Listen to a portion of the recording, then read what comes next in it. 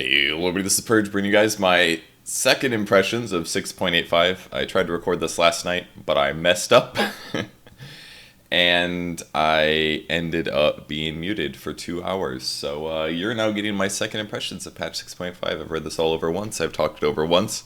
You will get less excitement, but hopefully more refinement and less time. So let's start things off. You got some pretty pictures here. I've seen all this before. I'm so salty that I messed that up, but let's get into it. General things. Purge no longer deals bonus damage to summoned units.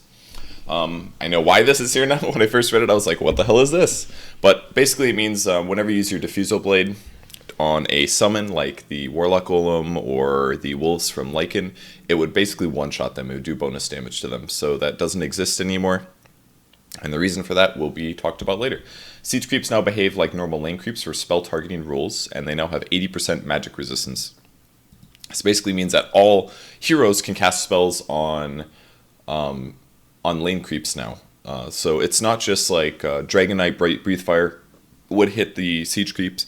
Gyrocopter's Rocket Barrage would hit siege creeps. There are very few abilities that would actually hit siege creeps, but now all spells can hit them, but the difference is that they do very little damage. I played a couple of games on the patch last night, and it still took a very long time. It's basically like mud golems. They still take a really, really long time to die, but if you do want to use your spells to help kill them a little bit faster, then you can. So I think it's a nice change, just fixes continuity and stuff. Ancient Thunderhide has a new ability, War Drum's Aura, provides plus 15 attack speed and plus 15 attack damage. So there's also a buff to Ancient Black Dragon, which gives him a Dragonhide Aura, which is plus 2 armor, and it's stackable. And also the Ancient Dragon Camp units now have 2 less armor. So what this is a buff to Chen, and this is a nerf to Ancient stacking. It's a buff to Chen because now you have more options. I don't think you still want to get the Ancient Black Drake because it's probably the worst one there. It's essentially a 2000 HP, very slow unit that does like 60 damage and splash, which isn't very good at sieging towers. For sieging, you really want like single target damage basically, right? Yeah, you give more armor to yourself and your allies, but you can get the same thing by having a Wildkin or by having a Ring of Basilius, the 2 armor. Yeah, okay, maybe if you get like 4, or well, if you get 3 Dragonhide, like Black Drakes, that's pretty good because then you're giving your whole team 6 armor. That's kind of valuable, but you probably don't want to do that because now you can get all these other things. You can get the Ancient War Golem, the big War Golem that gives your whole team 100 or 15% extra HP. You can grab the Thunderhide here, which gives your team 15 attack speed and 15% attack damage. That's basically like having an AC aura and having of Vladzor. That's pretty good. But like they're better, but I like that these exist because it gives you more options as Chen. Like honestly, the Ancient Thunderhide is not a horrible thing to have now because the 15% attack damage is good and the 15 attack speed is pretty good. This is pretty good. This one's not so good. The reason this is a nerf to stacking is as these camps stack now, you'll have like War Golems, the large armor one that gives all of the other summons 15% extra HP, and you're going to have extra armor due to the Black Drake, and they're going to have extra attack speed and extra attack damage. Basically, stacking Ancients is going to be a little bit worse now. But for some heroes, this isn't that big of a deal. Like a hero like Anti-Mage is still going to clear them really fast. A hero like Sven is still going to clear them really fast. If anything, this is, I dare say, a nerf to Gyrocopter. Gyro is actually, he can kill Ancients, but he's not really fast at it anymore due to Flat Cannon being a really long cooldown. It's like 30 seconds, so it's really tough for Gyro to clear Ancients, and this extra armor increase is going to be a bit of a pain for him. So the heroes that can Ancient are going to be a little bit, it's harder for them to do. Not for Anti-Mage, really. It's not that big of a deal.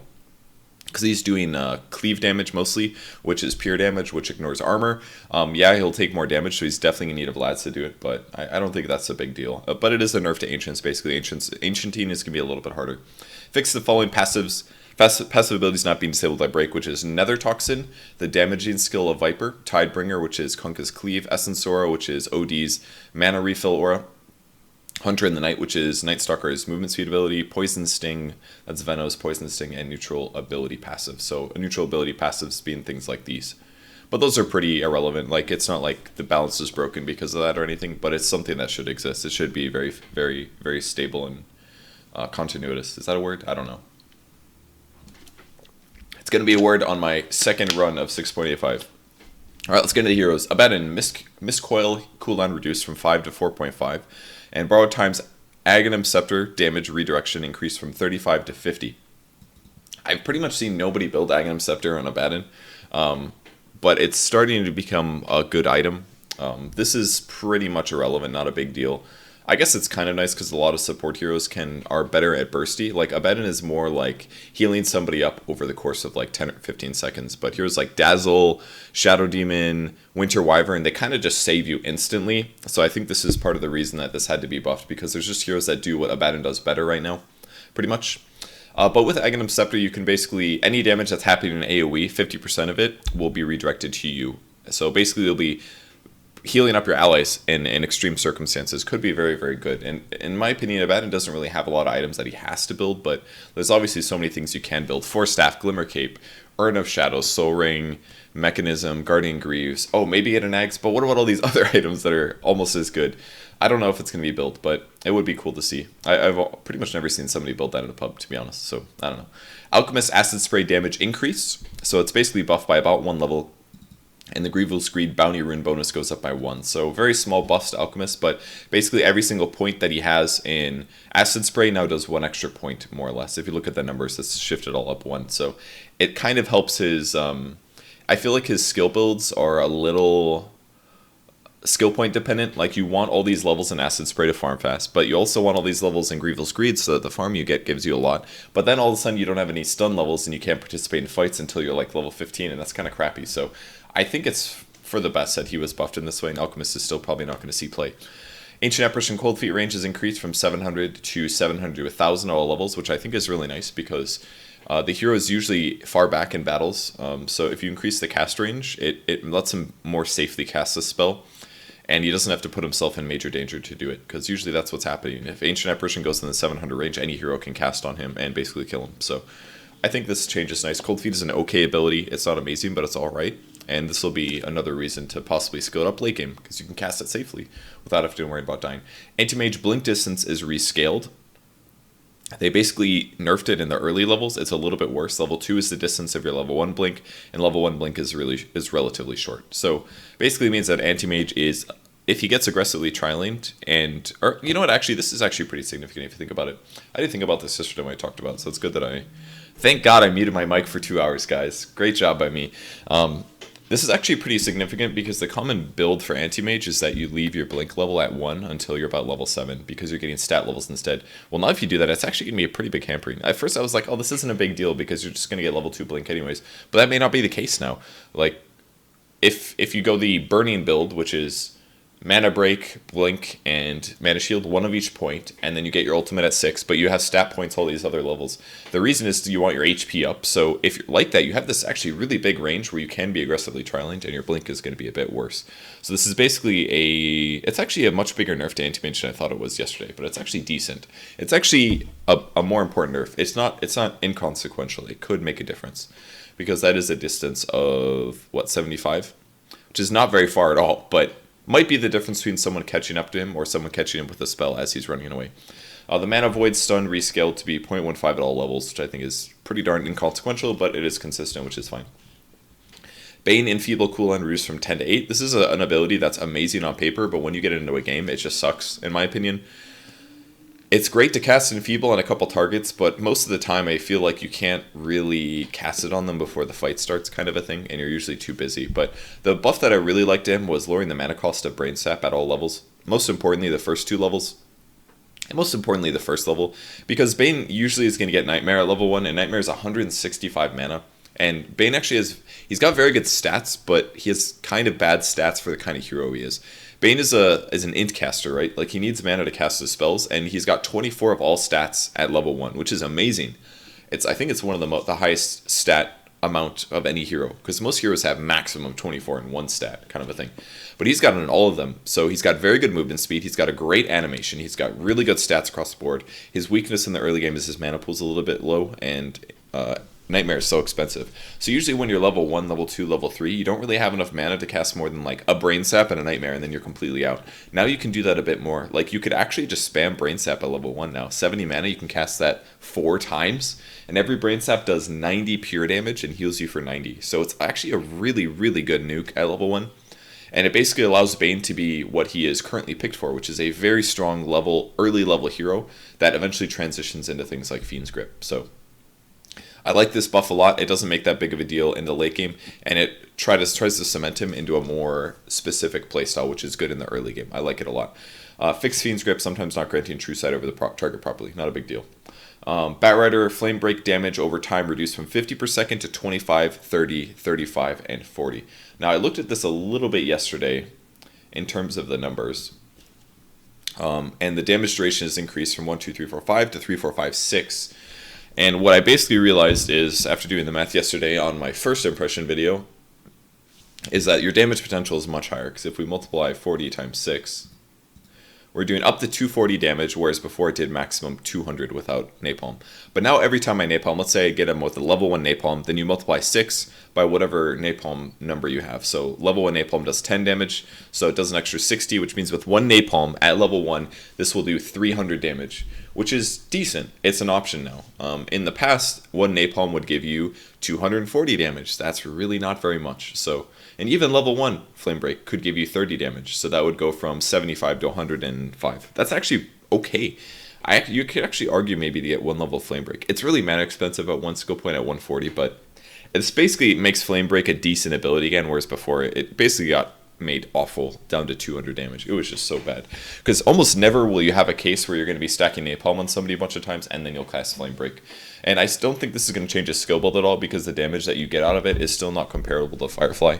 Like, Firefly does a damage tick like every half second or something crazy like that. It just gives you so many more options for Napalm to be abused. Like, this is still good, but it's not amazing. But it's okay. It's a nice buff, but I don't think it's going to make a big difference. Now, added Aghanim Scepter upgrade. Flaming Lasso grabs its target as well as the target's nearest hero ally within 400 range. That's pretty big range. The second target is tethered to the first, also causes Lasso to deal 100 damage per second. So this is a pretty cool change that allows Batrider to have like another late game item, because he's actually a hero that doesn't have very many, like his item build is, it's pretty locked down. It's basically you get boots, you get a bottle or some other mana regen, and sometimes tranquil boots, almost always. And then you get a Blink Dagger, and then you get a Force Staff afterwards. Oh, I am not quite ready to upgrade to Windows 10. I was going to do that later. So his build is pretty static up until that point, but now afterwards you can be like, what do I get afterwards? Some people buy Mask of Menace to run fast, they'll get Boots of Travel to run fast, they'll buy like Refresh Orb, they'll buy BKB. Now you can be like, you know what, I'm going to buy a freaking Aghanim Scepter so I can pull 2 people out of position instead of 1. And I like that this is an option, because if you're a late game Batrider, this is something else that could potentially win you a game. Because then you're stunning somebody for up to 3, 4, or 3, or does it go 3, 3.54, I think, is the timers, if I'm not mistaken. So you can basically stun somebody for up to 4 seconds, and now 2 people for up to 4 seconds, and it also does damage now, so it's actually decent damage. And keep in mind, that's 100 damage per second, which is surely going to be buffed by Sticky Napalm. So you can actually buff up damage decently, hypothetically, with this.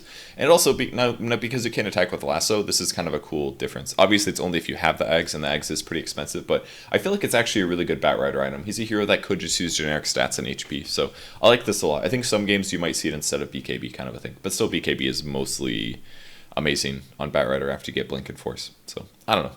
Anyways, yeah, I don't think this is going to be used much. I don't think Batrider is necessarily going to see play because of this, but I think it's a nice buff in a way that he needs to be buffed. Bloodseeker Thirst scaling changed from 100 to 25% and to 75% to 25%. When I first read this, I was confused as hell what this meant, but I think what it means is whenever somebody is missing up to 25% of their HP, previously Bloodseeker would get movement speed from it because it was below 100%. If you're missing any HP, Bloodseeker would get movement speed. And that is why sometimes people would be missing 10% HP, everybody on your team would be missing 10% HP, and Bloodseeker would run around like 500 movement speed. And you're like, what the hell is going on? Why is Bloodseeker so fast? Why is he 3-shotting my supports? It's because everybody was a little bit low. But now the scaling has changed. It basically means that when everybody's at 25% or lower, it gives the same value, but the value only starts at 75%. So now he actually has to do a little bit of damage first before he gets his damage bonus, which is going to significantly change how strong he is in lane, in my opinion. So he's going to be a little bit less overpowered in the early game. I think he still is going to be potentially viable. It's just he's not as abusive. And really the only way Bloodseeker is good right now is because of Thirst. Thirst is like obscenely strong at giving him damage bonus and movement speed in lane. And obviously on top of Blood Rage with that, you just hit so hard that it's like impossible to stop him from last hitting if he has like a Quelling Blade. So that was annoying. Blood Rage heal is also going to be reduced to be scaling based. So I like this as well. This means that in early levels, you can't just like super abuse the lifesteal or the heal from killing creeps as much. It's not a big nerf there, but it's like whatever 6 out of 25 is. It's basically like 25%. It's a basically 25% heal nerf. So at level 1, I think that's good. I like the Bloodseeker nerfs. Bounty Hunter, track now provides vision only of the target rather than the area around it, and track allied bonus gold reduced from 50, 100, 150 to 40, 80, 120. So this one's pretty important because whenever Bounty Hunter would track somebody, like if you're ganking a Bounty Hunter, it was very tough because not only do you need to get within range of the Bounty Hunter, then use your Dust, and then kill him or a Sentry, but you'd also have to check to see if your allies were tracked because Bounty Hunter would get vision of what your allies' vision was. So tracking like a Night Stalker with eggs would give you the vision of the full Night Stalker, which was kind of overpowered. So now what it will do is basically what old Bloodseeker Thirst did. It would show where the hero is, but it wouldn't show anything around them, which I think is much more balanced. This basically means that you have to worry about being tracked, but you don't have to worry about your allies running around you, which I thought was kind of an unnecessary annoyance that track would provide. So, and it also is going to slightly reduce the gold that your team gets, especially in the late game. This one is pretty significant, late game 120 versus 150. I think the 40 only being slightly nerfed is fine, but this one is a more significant nerf. This is 1/5 reduction, and this is 1/5, way more than 1/5. This is like, no, 30, 60, 90, 120. I guess it is still 1/5. This looks way more significant, I guess, because it's a bigger number change, but I guess it's 1/5 at all levels, so 20% worse at all levels, basically. So Bounty Hunter is definitely worse now. Not a huge amount, but definitely worse. Brewmaster Primal Split Storm's Dispel Magic area effect increased from 200 to 600, and the cooldown is reduced from 8 to 6, and the Horror Boulder goes down from 7 to 5. So Brewmaster becomes a better teamfight hero. And if you guys are curious about Dispel Magic, you're like, what is this? This is usually the spell that you use to bring people down from tornadoes. But you can also use it for a lot of other cool things, like you can debuff slows and things on your allies. It's usually a lot of soft disables, things like slows or damage over time spells. I just looked at the list that somebody posted on Reddit, and it was you can debuff Frostbite. If Frostbite's on you and you can't move, you can debuff that. You can debuff Searing Chains. You can debuff the Flame Guard from Ember Spirit. You can debuff a lot of slows, a lot of silences, all silences you can disable, things like that, except for like, well, Doom doesn't count. That's something else. That's what's that called? It's not called silence. Mute. It's called mute. You cannot stop that, but yeah, it's very good basically, and it's a huge AoE now. 600 is basically like your whole team, so you could definitely argue that when Brewmaster splits now on a team fight, if your allies are in trouble, you could actually just cast Dispel Magic on them, and it's probably just good. I don't think it removes positive debuffs or positive buffs from your allies, so it won't like remove press the attack from your Legion Commander as he uses it. But if anybody's taking any damage over time spell or they get silenced or something like that, this is actually a spell that you should start casting on your team, because the AoE is so big that you don't have to like look and say like, oh, does somebody have Stifling Dagger from Queen of Pain on them? Like, oh, let me just check to see exactly where it is, and then micro. Like, you're too busy playing Brewmaster to like micro and like check all of those cooldowns and stuff. So at least now you can just basically split, throw your boulder, throw somebody up in the air, dispel your team, go invis, attack a guy. Like, it's a lot of micro, but it gives you that possibility, and it's actually pretty good. Honestly, very, very good, very cool change. It's an ability that's probably the most underused out of all of Brewmaster's abilities. Bristleback passive Quill Spray damage threshold reduced from 250 to 300. Now, one thing I did when I first looked at this was I calculated how many quills would be under Heart. So Heart gives 40 strength. We multiply that by 19 to figure out how much HP that is, and then we add, I think, 300 to it. I might be wrong on that, but it's about 1,060 HP. Now, if we divide that by 250, we'll figure out how many Quill Sprays we get out of it, and it's 4.24. But if we go for the same number again and we divide it by 230, we'll see what our difference is. It goes from 4.24 to 4.6. So this is important. This is why one of the reasons you buy Heart on Bristleback. It's because you want to have as much HP as possible, because it gives you as many quills as possible. Because as each quill comes out, it does more and more and more damage. So if you get a Heart and you get 4 more quills as their team is killing you, you're doing like 500 physical damage in an AoE, which is godly. That's so good. So if you reduce this number by a little bit, it basically means that people hitting his back are going to be in a little bit more trouble than normal. So I think it's a very, very nice small buff to Bristleback. He's still useful, but he still is a little bit stronger in a defensive standpoint, which is fine, I think. Centaur Warrunner, also very good early game, by the way, because most times you don't really have that much HP, so you don't get that many quills off. So I think that's also important. Could help him still well better. Centaur Warrunner return strength is bonus damage increased. It's a little bit better late game and a little bit better early game. I think this is honestly completely inconsequential. This isn't going to make a difference at all in the scope of the game, unless you're playing Centaur Warrunner versus like a Focus Fire Windrunner or something. I don't know. Chaos Knight, Chaos Strike now lowers the target's armor by 5 for 8 seconds whenever it crits. And also the critical strike damage has been reduced. So the way that I thought about this is that, let's talk about crits for a little bit. Now, Chaos Knight has a 11% chance to crit. So to calculate how much damage this increases him by on average, we multiply that chance by the amount it increases it by. So we do 0.11 times 1.5. And it'll tell us how much more damage you're doing. Is that right?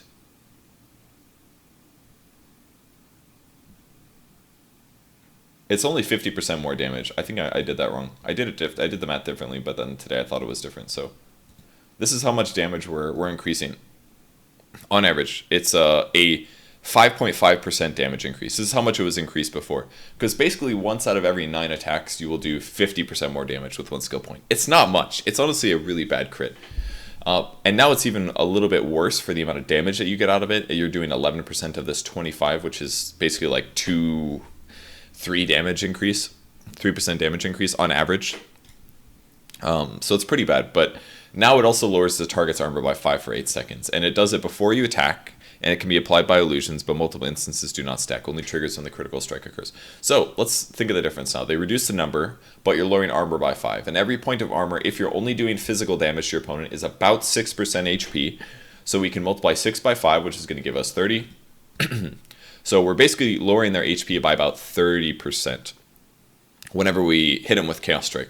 So instead of our average damage increase being a measly 2.5%, it's actually a pretty big increase when it happens. So probably how you should play Chaos Knight now is you should hit your opponents a lot, and when you get a crit, you should go ham.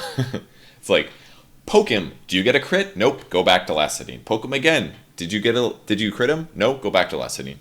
So maybe we'll see more 1-4-1 builds now. Probably not, because that's kind of bad. But I think we might see more like roaming Chaos Knights. Maybe like a 1-1-1 build is possible. I don't necessarily think that's good, but I think you should get at least 1 critical strike now, just for the chance that you could get that -5 armor for 8 seconds. And if you get that while you stun somebody and they're stunned for like 3 seconds, it's actually a huge amount of damage potential, especially if you get something like a medallion in addition. But I don't know. We'll see how that works. Maybe more Slasher's Way Chaos Knights. I'm not entirely sure.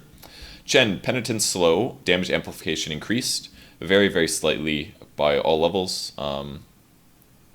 May still be worth it to get 1 point in Penitence. I know in the pro level they don't do this because they would rather just have more levels to test the faith. And to be honest, I kind of agree with them even more now because the mana cost has been reduced heavily, 90 mana. That's basically half of the mana pool of 175, so you can now cast Test of Fate twice as often. In the past, if you're jungling with Shen and you bring yourself like 1 Clarity Potion to start the game, you basically summon a couple creatures and then you gank once and you're like completely out of mana. But now, casting a level 1 Test of Fate doesn't completely wreck your mana pool. It doesn't completely hurt you. 100 mana is fine, honestly. I think it does like something like 100 to 200 damage. It's random. Whereas the level 1 does like 75 to like 150 or something like that. It's okay, and I think it's pure damage as well. So it's actually a pretty good damage source, but I really like the mana reduction. They basically needed to buff Chen for a couple reasons. The main reason was basically Bounty Hunter is the most popular roaming hero right now, and he can easily mess with Chen. You basically just wait until Chen's about to kill creeps, and then you steal them with Bounty, and you split the experience. You don't always get the last hit, but if you do, it's a really big hurt for Chen, because Chen's a momentum-based hero. Surprisingly, he basically needs to get 6 pretty fast, he needs to jungle, and he needs to transition into ganks all across the map, as well as pushing tier 1 towers. And if he can do that, he gives his team a big advantage, and then he can help transition that with auras and support items. But if Bounty can delay that, Chen ends up being kind of useless, and Bounty gets like free experience. So Clink's strafe cooldown reduced by a little bit, 5 seconds at all levels, so I think it only lasts for like 8 seconds or something like that. So it's a decent late game buff, I would say, because at that point it's like 1/6 or whatever of a buff, which is pretty significant. It's like 17%, something like that. So it's pretty good for Clink's late game, but I think Clink's is already in an okay place, so I don't think this is uncalled for or in any way. And I don't think it's an overbuff either, just a very, very slight buff. Crystal Maiden's Nova cooldown is going to be reduced by 2 seconds, and that is pretty significant because all of her abilities are very low cooldown right now. Her ultimate is 90 seconds at all levels, I think, if I'm not mistaken, instead of 150. It's like, it used to be like 150, 170 or something crazy like that Frostbite is a 7-second cooldown. Nova is a 13-second cooldown, and her ultimate is a low cooldown. So basically it helps her roam a little bit more and cast more spells in a team fight, which is good. I think Crystal Maiden's in an okay place right now. So I think this buff is fine. Her nuke is not amazing. It does 250 damage, but the slow is pretty powerful. It's about 50%, or I think they changed it. It's like 40% or something for 5 seconds. I can't remember, but I think it's a nice change. Darkseer base intelligence reduced by 2. I think this is a fine nerf to give to the hero because he kind of has a stupid amount of mana going to lane.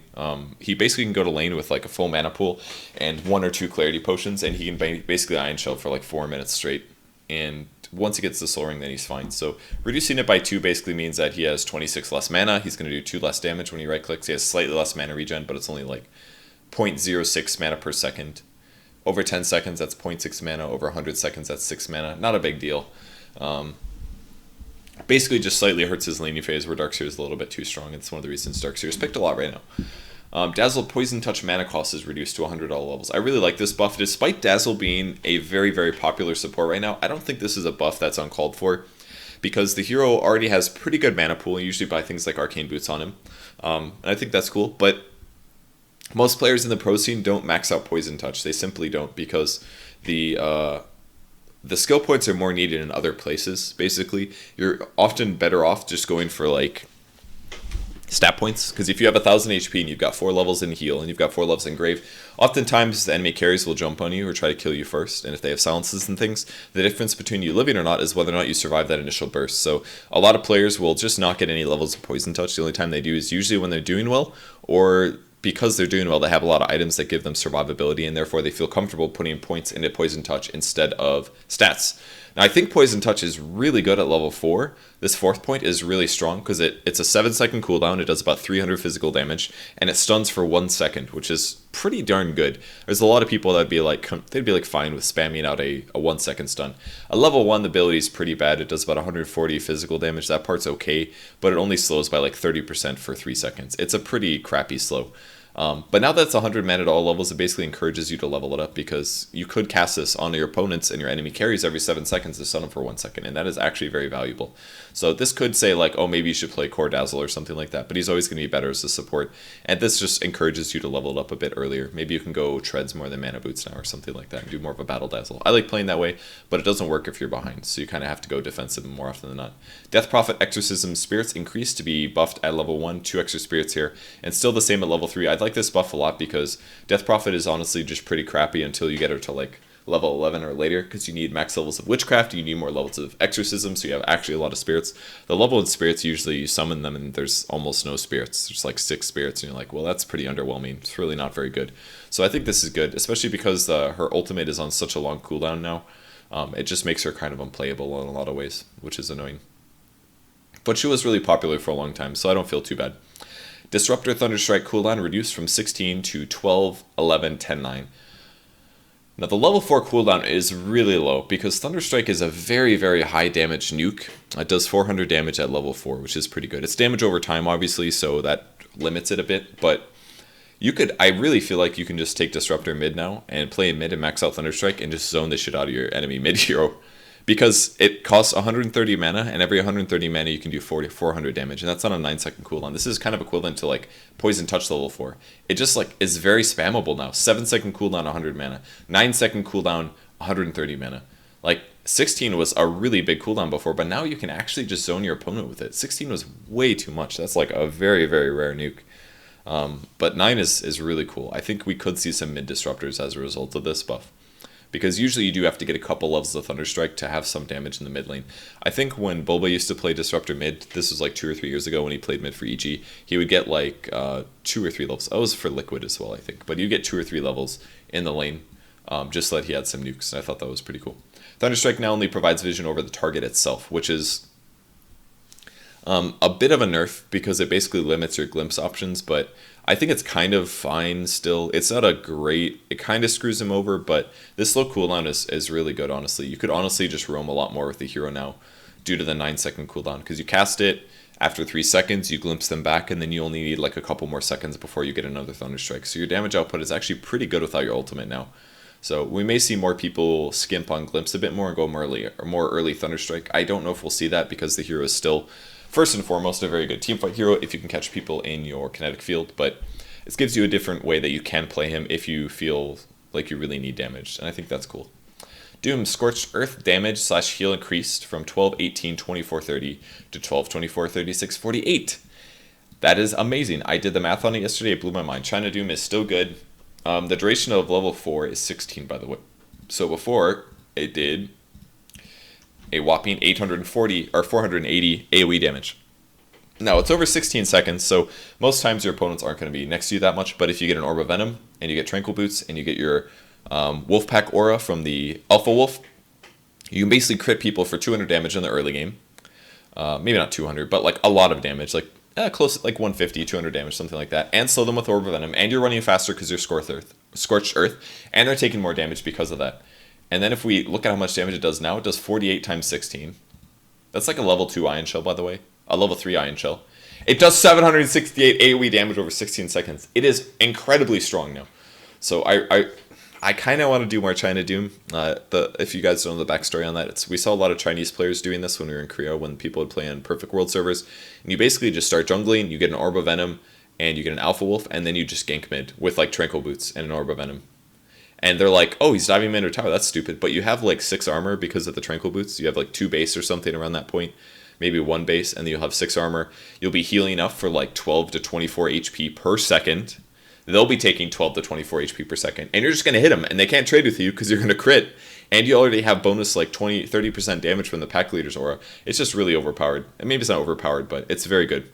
The level death cooldown is going to be reduced by 1 second as well, which is not that big of a deal. But if they are the right level, this is pretty severe. So, Dragon Knight Breathe Fire debuff duration increased from 8 to 11 seconds. I think this is fine. It's basically the reduced damage that people are going to do in team fights. Might be significant, but most times people save Breathe Fire for a kill steal or to be the last hit before their opponent gets away. So, I don't know. We'll see how it's used. Might be nice. Draw Ranger Precision Aura bonus damage increased from 18 to 36 to 20 to 38. So very, very small buff, 2% at all levels. And the Precision Aura cooldown reduced from 120 to 100. So this makes Draw Ranger a little bit better. It's pushing. I don't think this is a moderate buff by any means. The split push part is pretty good, and you can combo it more with heroes like Visage, but that's pretty much it. These are very inconsequential.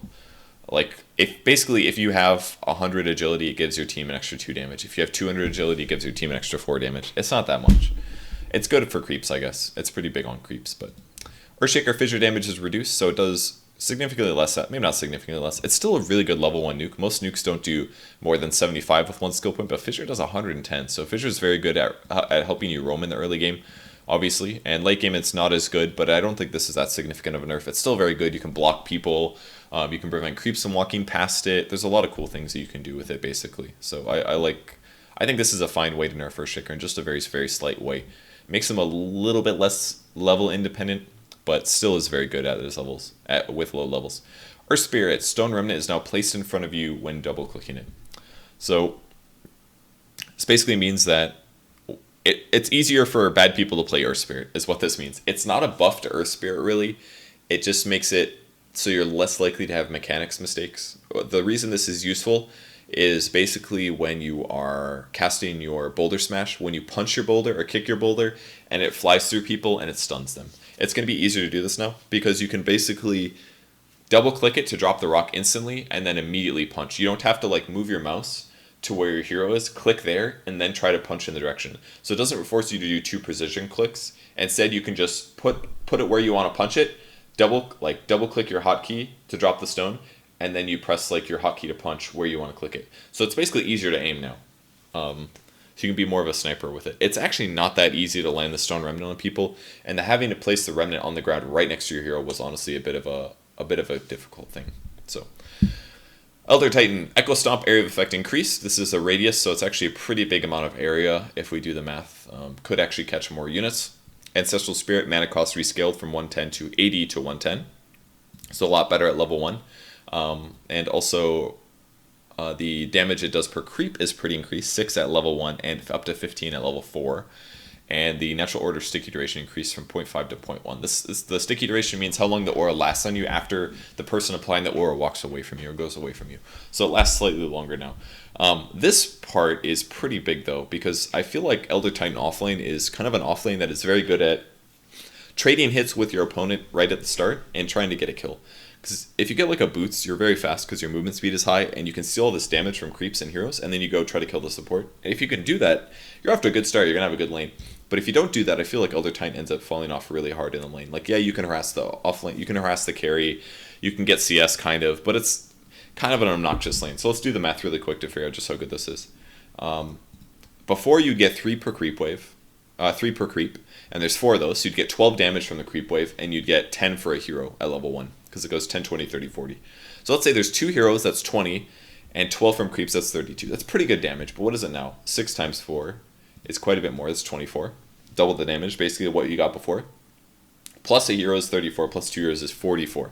So it puts you from like having 50 damage to like 90 damage versus like 75, 80 kind of a range. So it's a pretty big increase. Makes your level 1 spirit way, way better.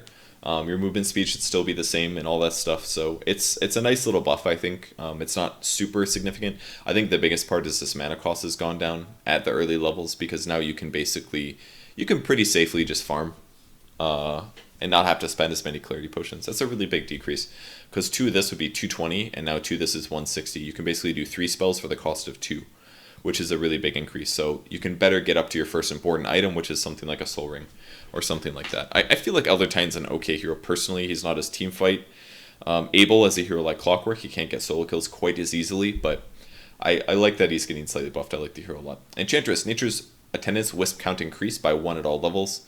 Makes it a much better 1-point skill, because it heals 40 HP per second. I think it's pretty good to leave low levels now. And Impetus is no longer a unique attack modifier. So this means that you can basically get things like lifesteal with Impetus. You don't really want to, because you're not lifestealing the orb damage unless you get a Octarine Core. You can do that. You can get an Octarine Core to lifesteal the amount of damage you do with the pure damage, but basic lifesteal won't work. What you should get with it, I think the only thing I could think of was probably Scotty. Scotty would be okay with Enchantress. I thought about that as soon as I read it. All the other auras I don't think are very good, but with Scotty you could basically get Ags first, then get a Scotty. Scotty gives you 725 HP, gives you 25 attack speed, gives you like 4 armor, gives you 25 int, gives you 25 damage, gives you 25 strength. And a lot of HP and a lot of mana, which are things Enchantress needs. So it basically helps her turn into a chasing core. So now if you get like a Mask of Madness, you can also lifesteal on that, which is cool, because a lot of people will buy Mask of Madness on Enchantress to give her some damage increase.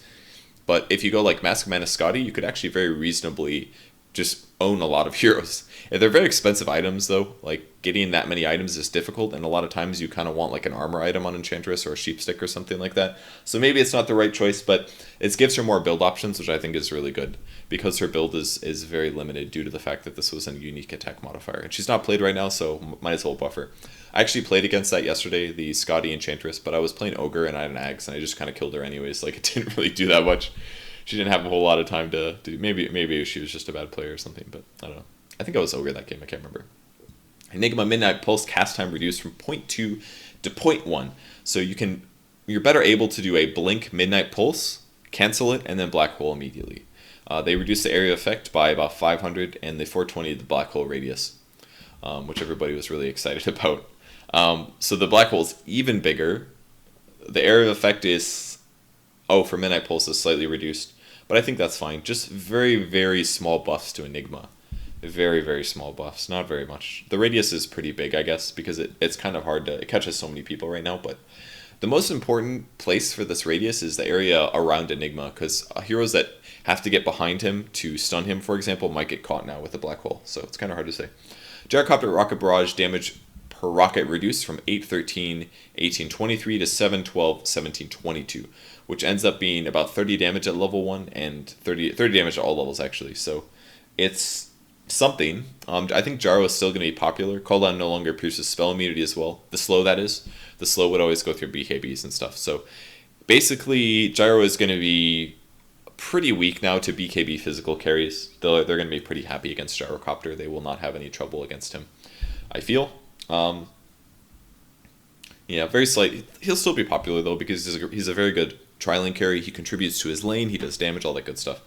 Huskar's Berserker's Blood magic resistance per stack reduced by 1 at all levels. So it's a little surprised to see this. I felt like Huskar is not that overpowered, but he was actually getting banned by some teams in second round. I guess they're just scared of playing against him because he just kind of makes your game really obnoxious if depending on what lineup you have. So I guess it's okay to nerf him, but I really don't feel like he's super strong right now. It felt a little weird to me, but maybe he's being played in like FPL or something like that, and people are abusing him for wins and stuff. I'm not sure. Invoker got pretty buffed. Intelligence growth increased from 3.2 to 4.0, which is a difference of 0.8 damage per level and approximately 8 more mana per level. Alacrity, speed, and damage bonus increased by 10, so this is 10 attack speed and 10 damage. Right? Yeah. So it can give up to 90 attack speed and 90 damage with max Wex and Exhort. Aghanim Scepter and also adds 1 level to the stats provided by Quas, Wex, Exhort on all invoked spells. So what this means is, you know how like when you look at your Cold Snap, for example, and you have 3 levels in Quas and you see how often it stuns, how much damage it does, you'll basically shift that up by 1 now, which basically means that all abilities can probably become level 8 instead of level 7, because you have 7 levels of Quas, Wex, and Exhort, and that depends on how good your skills are. So that might be really important for some abilities like Deafening Blast, for example, which, you know, it's really good to have those extra levels actually, because now it does slightly more disarm, it does slightly more knockback, which is a stun pretty much, and it does slightly more damage. So you get pretty good value out of some of those multifaceted spells. Forge Spirits will have slightly more HP, they'll attack slightly farther. Your Tornado is going to go a little bit farther, it's going to do a little bit more damage. EMP will explode a little faster. There's a lot of little things that might change massively. We'd have to look at the numbers to figure that out. Max level Deafening Blast now retains this normal location targeting UI, which I think it means, like, when you would hit 25 before, or when your levels were maxed out, it would do an AoE around you. But in the past, you'd have to choose where to target it. So I think this basically means that if you are level 25, you still have to click it instead of it being changed, which kind of makes sense because it's a little bit barrier of entry unnecessarily. So you still have to click to choose when to use Deafening Blast. You can't just accidentally click it now. Alright, Jakiro Dual Breath's Fiery Wave now moves at the same speed as its Icy Wave. So the Icy Wave apparently was fast, the Fire Wave was slower, which I remember that a little bit. Much better than it used to be, but it's buffed a little bit. Dual Breath's damage is increased by a pretty moderate amount, 4 damage here, which is like a 25% increase. At the early level, basically means that the level 1 is a lot better and the level 4 is slightly better. And that does 5 ticks, by the way, so your level 1 Dual Breath now does 100 AoE damage, which is pretty good. And the slow's not bad, it's like 28% for 5 seconds. Not a bad ability. Very good at level 4, I feel. I really think that you should max out Dual Breath on Jakiro second after Liquid Fire. I think the Ice Path build is wrong in most cases, because there will be downtime in your Jakiro, and during that downtime, you can basically farm with Dual Breath and Liquid Fire. Liquid Fire has significantly less damage than it did before, so getting more levels of Ice Path early I think is just a mistake, because the Dual Breath will level you up naturally. Like, if you don't have that ability, you can't split pushes well, you can't split pushes safely. It like affects a lot of things actually. So I feel like you should max this ability out afterwards, especially now that it's not that much better, I guess, but it's slightly better. It's a really good ability, honestly. It slows by 40% at level 4 for 5 seconds. It has a 10-second cooldown, which is really low. Or is that 8 seconds? I think it's 8 or 10 seconds. It's stupidly low. For what the ability does, it's a very low cooldown. It's a very mana-expensive spell. It's up to like 180 mana at level 4, but it's a really good ability, honestly. And Ice Path range also slightly increased. I think these buffs to Jakiro are very nice, so it helps him a lot in the lane. You can zone offlaners a little bit better with Dual Breath. I think this is cool. Juggernaut Blade Fury damage increased. This goes up to 155 at level 4, and that lasts for 5 seconds, so 155 times 5 gives you 775 AoE magic damage. I really feel like Juggernaut could see a bit more play, maybe as a support. I know support Juggernaut happened for a while there, but this is so much damage. Like, it's actually so much damage. It really kind of justifies leveling out earlier. I guess it already did a lot of damage, you know? Like, it did, what, 140 times 5? Which is already a lot. 700 versus 775. Like, it's honestly a pretty good skill at level 4, but nobody really levels it up very much because they're all about stats. But the damage increase you get out of Blade Fury is actually so significant in the early game. I feel like you could play support Juggernaut a little bit more. Maybe I'll try it out, I don't know. You can probably zone your offlaner really well. If you just get like a Clarity Potion, and it does, what, 80 times 5? That's 500 damage. That's amazing. You can basically do 400 magic damage to your offlane hero, which is 300 damage after reduction, which is pretty good. So you can do 300 damage to your opponent with 140 mana or whatever the heck it is, 110, something like that. So if you bring yourself a Clarity Potion in your lane, then you should be fine. You also have decently high armor, I feel, so I feel like you could also trade with your offlane hero, especially if you get 2 and you get your crit. I feel like Juggernaut would actually kind of work decently. You could also jungle decently. I think the cooldown at level 4 is like 18 seconds or something like that. It's a little high, but you could very easily kill stacks. I might try it out in an unranked game, just play like support Juggernaut or something like that, because people used to do it.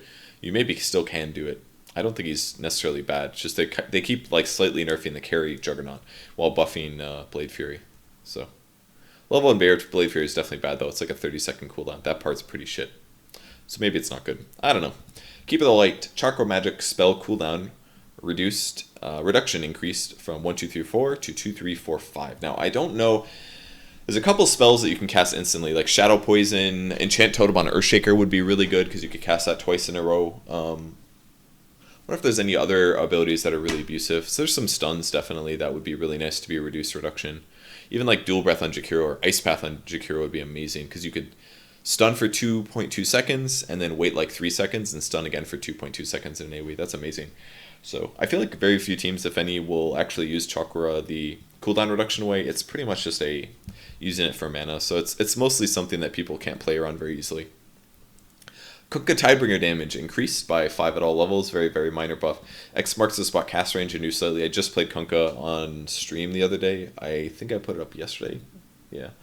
So I think this is a fine buff, and also the cooldown is reskilled. I like that they nerfed it at level 1 because the ability is honestly very, very good at level 1 against heroes that can't escape. Because if you're in melee range in a 1v1 and your ally's getting ganked, you just cast X on them, and then you and your supports that show up from smoke basically have 4 seconds to wail on them before they get brought back. It's pretty abusive. So I like that they're increasing the cooldown of that.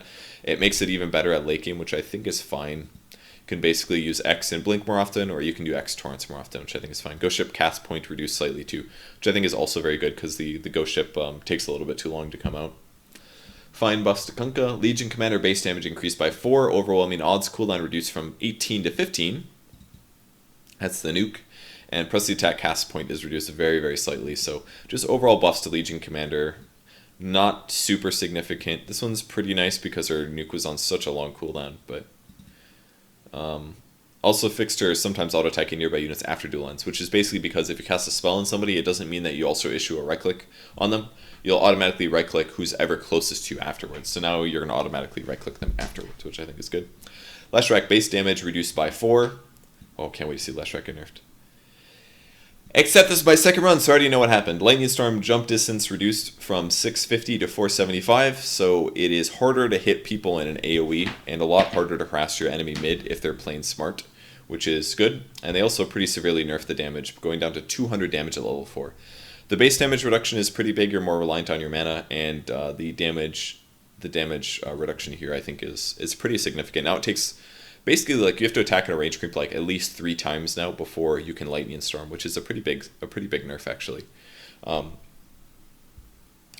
I thought they were going to nerf the slow because it kind of made the hero so easy to set up the split earth, but I think that kind of ruins the hero if he doesn't have a setup. So I guess this is better. It basically allows your opponents to better play around the fact that he can slow you. Did I drop that? There it is. And it also does less damage. But this doesn't really hurt its damage impact that much because your main damage source from Leshrac is still coming out of things like Split Earth and your ultimate, your Death Pulse. So I don't think this is that big of a deal, but I think it will impact him in the mid lane. It'll make it a lot easier to play around. You basically have to stand... You only have to stand 475 away from the creeps now instead of 650. 650 was too high, really. Too easy for him to bounce that to you. Lich Sacrifice no longer splits experience with enemies, so now you can basically just cast this on the lane creeps right in front of your opponents as often as it's off cooldown, and then you will steal their experience. So that's pretty good. We might see more dual lane Liches because of that. It's very, very strong. If you don't die. If you start dying, then it becomes bad, and that's kind of tough because Lich can die fairly easily. Low HP, good movement speed, but low HP and no stun, so the slow only does so much. Chain Frost projectile speed has been increased very slightly, and the Chain Frost attack speed slow increased from 20 to 30 to match the movement speed slow. Not a big buff there, but this one's pretty nice. Just very, very small changes to Lich. Lifestealer, Rage cooldown reduced from 19 to 16, and the big one, Infest and Control, can now be used on Ancient Creeps, which, when I first read this, I was like, That's so overpowered because you can basically hit 6. Doesn't matter how much farm you have. Stroll into the ancient camp and you jump into an ancient war golem, and then you have 2,000 HP. You have heavy armor, so you don't take bonus from piercing, and you just run around hitting buildings. And you also have the movement speed of your hero. It's based on your movement speed. So this means that if you just buy fast phase boots and you go get in a giant granite golem, you're going to be running around at like 375 movement speed and then phasing yourself to run like over 400, and you're going to be hitting people for like 60 damage. It's actually pretty incredible.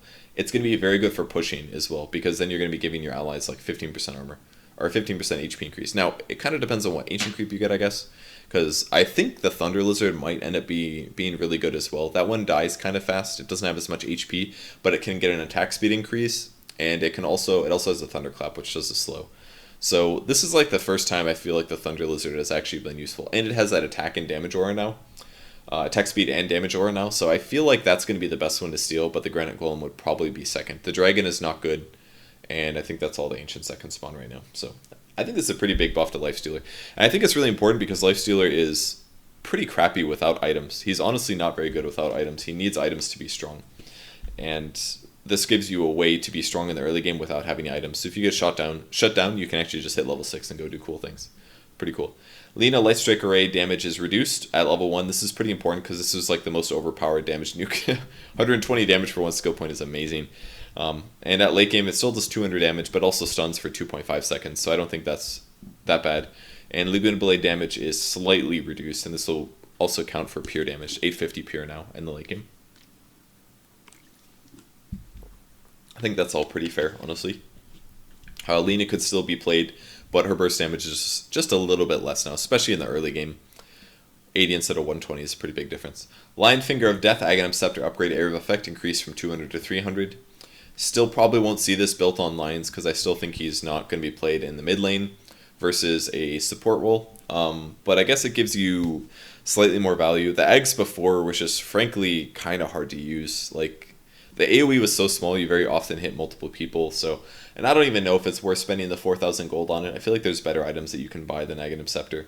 Lone Druid, Summon, Spirit Bear cooldown reduced from 180 to 120 to 120 at all levels. I watched somebody play this last night. It was really good because you can basically just constantly resummon the bear in early levels and it doesn't hurt you much. And if you get ganked, you don't just get completely gimped. You only have to wait up to 2 minutes to resummon, which is way better than 3 minutes. 3 minutes is insane. Battlecry bonus damage increased from 60 to 120 to 90 to 150. This is pretty massive, and the armor increase was huge, 10 to 20.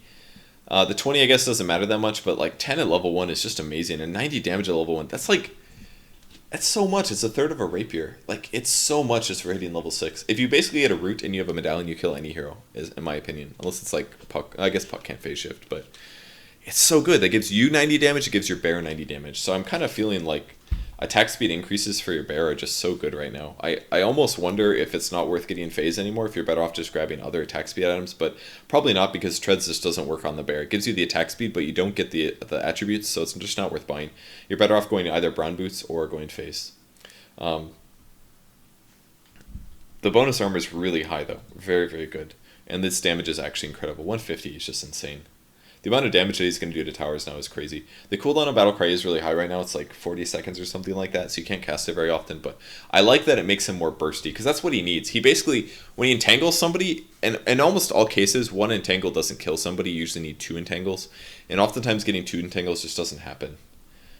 So you're kind of sitting around like, wow, I wish I would have double entangled that guy, because then I would have had a kill. There's just not a lot of control you have over your hero. So at least with Battlecry now, you have that option. You can entangle somebody and then kill them afterwards. I think that's really good and important. Luna, a strength gain increase from 1.9 to 2.2. So that is 0.3 HP is like 5 HP per level or something. 0.3 strength, I mean, is like 5 HP per level that you'll get. So after 10 levels, you'll have an extra 50 HP. Not a huge difference, but it helps. Eclipse cooldown is going to be reduced to 140 at all levels, and Eclipse Aghanims does slightly more beams, like moderately more beams late game. 18 is a lot. That's actually pretty good, because that's 18 times 300. Which is 5,400 magic damage done. Really, really good. Ultimate, I still don't think we'll see it be built, because the cooldown is still so stupidly high. 140 is just so much. but I guess it's kind of nice. 140 at all levels. It'll help a bit. Lycan strength gain increase from 2.7 to 3.0. It's about the same HP as Luna, so about 5 HP per level up. And Shapeshift critical strike damage. It's also damage, by the way, don't forget that. Shapeshift critical strike chance increased from 30% to up to 40% at level 3. So it's basically a late game buff to Lycan in both of these. So it makes him slightly better in the late game, which is where he's a little bit weak. Magnus and power cooldown reduced from 12 to 8. So you can cast it on more people now. This is pretty nice. I think you can cast it on like 3 people, if I'm not mistaken, instead of just 2. Medusa Mystic Snake damage and Mana Steel per boost jump is increased by 10% at all levels, so you can probably do a lot with your high jumping Mystic Snake now. People still will level up this skill, but it's not very useful in late game team fights and stuff like that. I find most people just don't cast it. Mirana Agility Growth increased by quite a bit, so it'll make her a little bit better late game as a carry. Lots of armor as well. Starstorm's secondary strike search radius is huge now, 425 over 325. Helps a lot. You can probably better play carry Mirana with this. You don't necessarily have to use Leap to get into melee range to cast Starstorm. I like that a lot. It's very good. Morphling Agility Growth increased by 0.4, so 0.4 extra damage. Adaptive Strike damage rescaled to be 50 at level 1, but still 80 at level 4. I like this a lot because most Morphlings will max out Waveform and then max out Adaptive Strike. Waveform and then Morph, the stat movement ability. But now you can just get 1 level of Adaptive Strike, and it's equivalent to like 2.5 levels before, which basically means that it's much better to just get 1 skill point. Like before, Morphling would take forever to become online, kind of. Like he would have Waveform and some auto attacks, but he wasn't that strong early, pretty much. But now you'll actually get decent damage out of your early levels of Adaptive Strike. You don't have to wait until like level 14 or something to do decent damage on Morphling anymore, which is really good. I guess the scaling becomes worse on this skill, but it's still going to be worth leveling up. Scaling is much worse on it. Makes me almost not want to level it up, but definitely worth leveling this up, either for the damage or for the stun. Hybrid no longer hides Morphling or restricts its usage when a replicate is out, and hybrids are visibly known to enemies. I guess this basically what the issue was is that if you used a replicate, which should be kind of always out if you're playing Morphling, and then you wanted to morph to an ally, then you couldn't do that. You would have to replicate first or let the replicate die and then morph, which is really stupid because it limits your options. You basically have to plan ahead for one of the other situations, and that's stupid to not have that option if you have an X. So the hybrid is also visibly known to enemies, so it's going to be very obvious, like Wall of Replica illusions, which I think is cool. And I don't know, I need to try this out. I've never tried it. I've never seen anybody build it yet. Offlane Morphling is probably honestly fine. You can definitely do it. So I don't know why nobody has tried the eggs, but I guess you kind of have to have the right hero to make it work. There's a lot of heroes that are probably just not worth replicating because, again, I believe it doesn't give you their ultimates. It just gives you their basic abilities, but I believe they do more damage, so maybe there's some hero that it's worth using it on. I don't know, I'll try it out maybe. Naga Siren Riptide damage is rescaled. It's worse at level 1 now, which kind of needed to happen because Naga was just honestly kind of an overpowered support. Naga was really popular at TI, so she did need to get nerfed. I played her once at Red Bull Gaming Grounds as support, and I owned on her, and it felt really good. And I was like, I should play Naga in my supports, but now in my solo queues. But it's a little bit worse now, doing 100 damage instead of 130. So that's a pretty big nerf. But it was like one of the best. It was probably the best level 1 skill in the game, I dare say, because she also had high armor, so she could very easily just run around riptiding people and trading hits. Lowered armor by 2, did 130 magic damage, and it was on a fairly low cooldown. It was just so good. So it's a lot worse now, but it's still good. 100 damage and minus 2 armor. You're not going to get as amazing of trades out of it, but it's still a very good ability, and as you level it up, it's still very good. So, Song of the Siren Aghanim Scepter heal increased from 6% to 8%. We still won't see that many Ags on Naga Siren support, and the hero still could be played, though. Honestly, the scaling is not awful. The level 1 difference is massive, but it's kind of unfair for just 1 skill point ability to be so strong. The level 2 ability is 140 versus 160, which at that point it's not that big of a deal. And then you get to 180 versus 190, and then it doesn't matter. So as long as you are getting levels on Naga Siren, it's fine. It just doesn't let you run around at level 1 and still always be good. So Nature's Prophet got quite a few buffs. Sprout cast time reduced from 0.5 to 0.35. That's pretty big for chasing and people that are trying to fog you. Sprout's mana cost has gone down to level 1 down to 70. It's a pretty big buff, and 130 at late game. That's good. But he doesn't usually have that many mana problems, I feel. The movement speed is also increased from 300 to 325, and your vision is reduced from 1200 to 1000.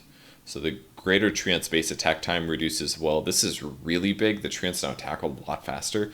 And if you give them an attack speed increase with like AC or something, they're really going to profit from it a lot. They'll get a lot of extra attacks out of it.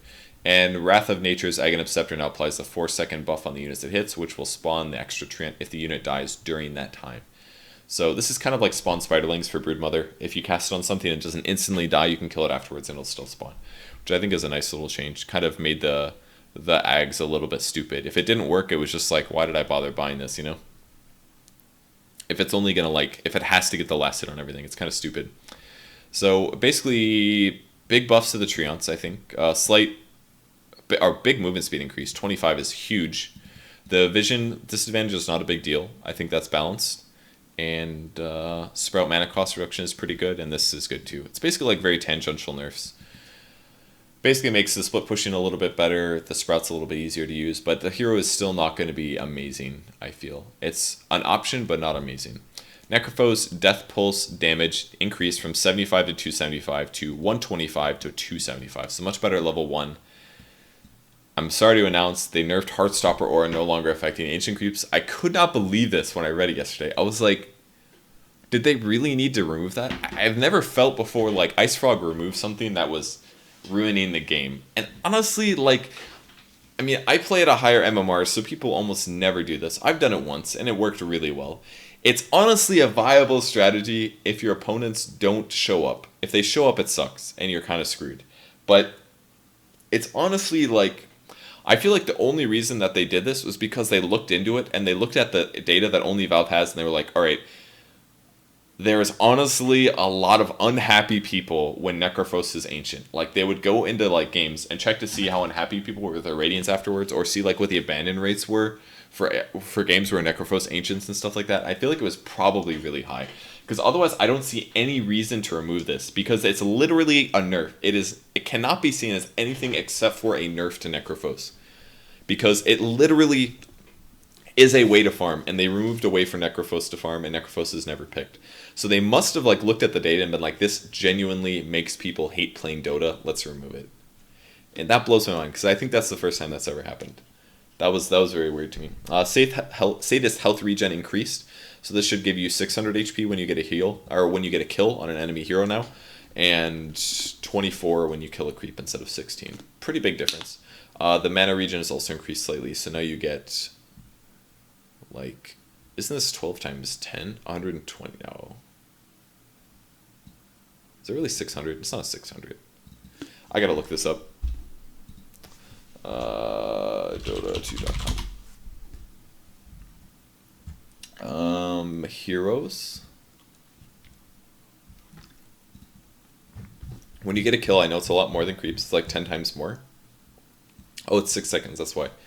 Okay, 10 times the regen bonus. So mana regen of this is 60, right?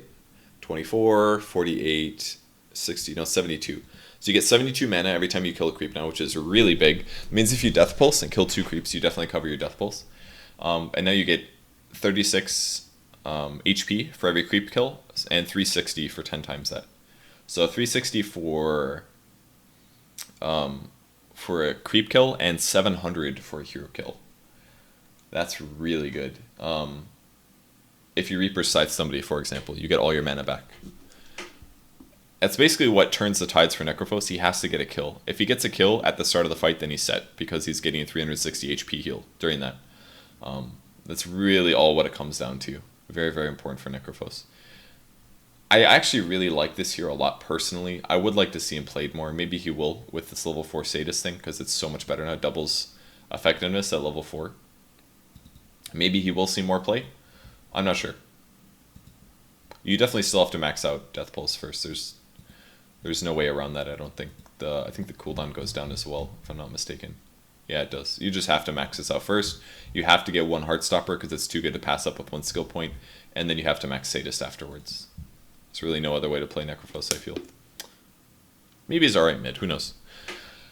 Very easy to gank, that's definitely one huge downside to him. Nightstalker, base health regen increased from 0.25 to 2. This is massive for the hero, because he's basically a lot more viable as an offlane and a support now. Heroes that get 2 HP per second are just like abusive in the offlane. It's just so much easier to trade with your enemy support. It's pretty much like a fourth of a tango that you're always having. It's not a fourth, it's a little bit less than that. It's maybe a fifth or a sixth, but it is so much regen. Over the course of, like, if you're getting 1.75 per second, let's talk about 100 seconds, which I should have been doing this math easy, but it's 175 HP. You know, that's a lot of HP in the early game. That's basically like a tango and a half that you're getting for free. So this is really nice. Helps off-lane Night Stalkers, helps support Night Stalkers, helps mid Night Stalkers, helps all Night. Let's be honest, it helps all Night Stalkers, but primarily support and off-lane ones are the ones that you usually need a little bit of extra passive regen. So I like this change. It's pretty cool. Very small, but very nice. Nyx Assassin Burrow Impale cooldown reduced from 9 to 7. Burrow Impale and mana burn bonus range increased from 50 to 75. So this is all while you're burrowed with Aghanims. I played against a Nyx yesterday. It was really obnoxious, actually. The main issue is that everybody refused to buy detection, but it was very good. If you can impale every 7 seconds from Burrow, and it stuns for like 2.5 seconds or whatever the heck it stuns for a very, very long time. And if you can just do that continuously, it's a big impact on team fights. Let's see what the cooldown is, or the stun duration. Oops. There we go, 2.77 seconds. And if that's on a 7-second cooldown, that is insane uptime, plus the range is really big. So the mana burn bonus range also goes up a little bit as well. And I think when it's up your...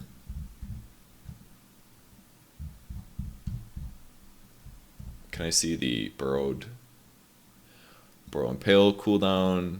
Mana burn range goes up. So I guess the mana burn doesn't get a lower cooldown. I guess it doesn't really need it. It's already 4 seconds, but you can basically mana burn all the time while you're burrowed, and the range is insanely high. So Axe is getting really good, honestly. The range is so big that you can basically just jump into a fight, burrow, and just cast your spells and be a nuisance, especially if they don't have detection. It was really obnoxious yesterday when we played against it, honestly. I really like the Vendetta buff to level 1 as well. You can basically set up kills now with it. In the past, the way that Nyx pretty much worked is you would see where you're going to go, you TP to your lane. As you're getting closer to the creep wave, you go invis, you run past the creep wave, and then you set up. And that basically means that it's going to take at least like 10 seconds of your Vendetta before you're perfectly set up on somebody that's completely clueless. Then you only have 15 seconds. Well, what if he runs into the jungle? You chase after him in the jungle. By the time he stops at a jungle camp, your invis is pretty much out and you have to instantly initiate. And that's really annoying. So by increasing the level 1 duration by that much, it basically lets you search for opponents using Vendetta rather than basically just be entirely reliant on knowing exactly where your opponents are before you initiate. So that's a really big buff to Nyx. You can basically run through river while invis to look for a hero in the jungle without knowing exactly where he is, and that's just so big. It will help his early game ganking a lot, which is kind of where he needs to do well to transition his game. So I like that. Ogre Magi. I have no freaking clue why Ice Frog increased his armor by 1. It actually blows my mind. I played Ogre last night, and I was trading efficiently, hitting 2 heroes. I was hitting 1 hero while 2 heroes hit me, and I was doing as much damage to them as they did to me. It was actually insane. With 1 Ironwood branch at level 1 now, you have 8 armor. 8 freaking armor. Can you believe that? 8 armor. And you have like the 3rd highest strength gain in the game for all heroes. So 8 times 6. This gives me 40, basically 50% of the HP that I have is boosted. I have like 50% more HP basically. Every HP item I buy gives me 50% more because my armor is just so stupidly high. And in the late game, I had like 15 armor. I didn't have a single armor item. I had like 15 armor. I was like, I am really happy with my armor levels, you know? Like, I didn't have to buy an armor item. It would have been nice maybe to make me super tanky, but I can't believe the base armor's increased. I honestly feel like Ogre Magi is completely fine right now. He's maybe not as good at team fighting as other heroes, but I am definitely going to pick Ogre Magi in my solo queue support games because I can very easily guarantee that I zone my offlane heroes, and I can dive, and I can roam and do a lot of really good things. Bloodlust has been buffed very slightly. 30 attack speed at level 1, so basically makes the 1 skill point a lot better. I like this. Because getting 1 skill point is often not worth it, especially because you don't often have the mana to afford it. It's about 75 mana at level 1, and if you only have like 400 mana, 300 mana, it's just a waste to cast the spell, because 30 attack speed is not a big deal, or 20 attack speed is almost nothing. Bloodlust can now be cast on towers. This was really nice. I cast it on towers last night. At level 4, it's really significant, actually. The creep waves die so fast. You can kill catapults rapidly, you defend pushes. I really like this because it helps them counter push a lot better. Before, all you could basically do is cast Ignite, and level 1 Ignite, or if you have only 1 level in multicast, your ultimate, the Ignite AoE is very small. You'd only catch maybe 3 creeps max with it, so you're very bad at counter pushing. It's like a long cast range, so you can pull the creep waves past, that's cool. but you can't counter push very well, and Bloodlust helps that up a lot. Also, you can now multicast it on spell immune allies. You could always cast it on Catapult since the patch or two back, but now if you cast it on yourself, it might have a chance to just cast it on the Catapult instead of just the creeps nearby, which is good. It's basically a big buff to Bloodlust. Yeah, really big buffs to Bloodlust, I would say. Maybe not like massive, but very, very good. Basically makes the skill a lot better in more situations. I really like the tower one. It also makes your towers grow, and they get like twice as big. It's incredible. Your towers are just like, boom, giant phallic objects just get huge. I love Ogre. I think he's still good. Honestly, he's still very good. I would say the build is... I like Soul Ring a lot, because if you get eggs, I feel Soul Ring is better than Arcanes, because... when you cast your Unrefined Fire Blast, it costs 60% of your current mana pool. So you very quickly, if you spam it too much, you completely run out of mana. If you get Soul Ring, it doesn't matter how low your mana is. You can just cast Soul Ring to cast your first skill, Fire Blast. And then you can cast Unrefined afterwards. But if you only have like 40 mana and your Arcane Boots are on cooldown for 40 seconds, you're screwed. You're just absolutely screwed. And if you keep casting Unrefineds, you keep keeping your mana very low, and one Arcanes will maybe give you one Fire Blast. I don't know. It really hurts to have...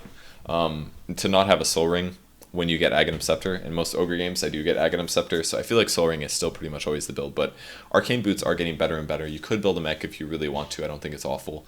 But usually I build Glimmer Cape on Ogre Magi right now. I'll go like Wand, Soul Ring, Tranquil Boots, and then I'll get a Glimmer Cape.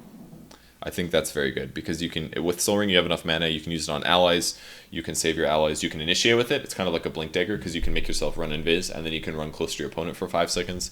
There's a lot of really good uses with Glimmer Cape, and I think it's still a really good ogre item. Especially because he's already got so much armor, and he's got so much HP, and now you add magic resistance on top of that, and now extra magic resistance. It just makes him very, very difficult to kill and deal with. It's pretty cool. Omni Knight Purification cast point reduced from 0.4 to 0.25. I've seen a lot of Omnis dying before they heal themselves, so I'm a little scared that that's not going to happen anymore, because I feel like Omni is just going to be obnoxious, but we'll see. Degen Aura Stickiness reduced from 2 to 1. Again, this is how long the aura stays on you, and Degen Aura is the one that slows you, so I think this is kind of good, because this is really obnoxious. The amount of time that he could just chase you down basically endlessly. Oracle, a lot of changes to Oracle. I played Oracle last night. I'll give you my thoughts about that. When I first read these, let's go over them really fast. Fortune's End cast time. First of all, I'll show you the names of the abilities, because I know a lot of people don't play Oracle and they don't know how to play Oracle.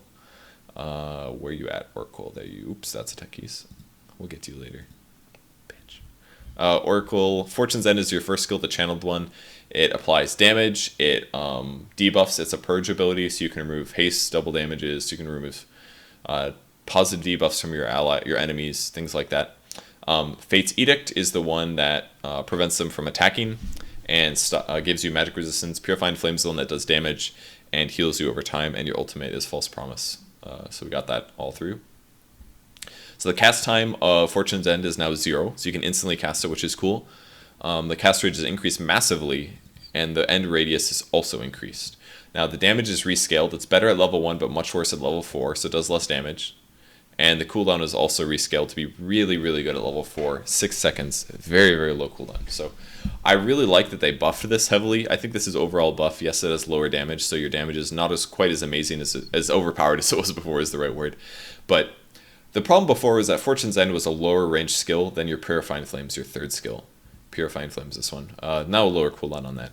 So what would happen is you would cast Purifying Flames, you'd want to purge off the heal afterwards, so you'd want to cast Fortune's End. But most of the time, because Purifying Flames is like an 850 range spell, you would cast it, then you want to cast Fortune's End, but you'd have to run in and follow your opponent, and most times they would back up.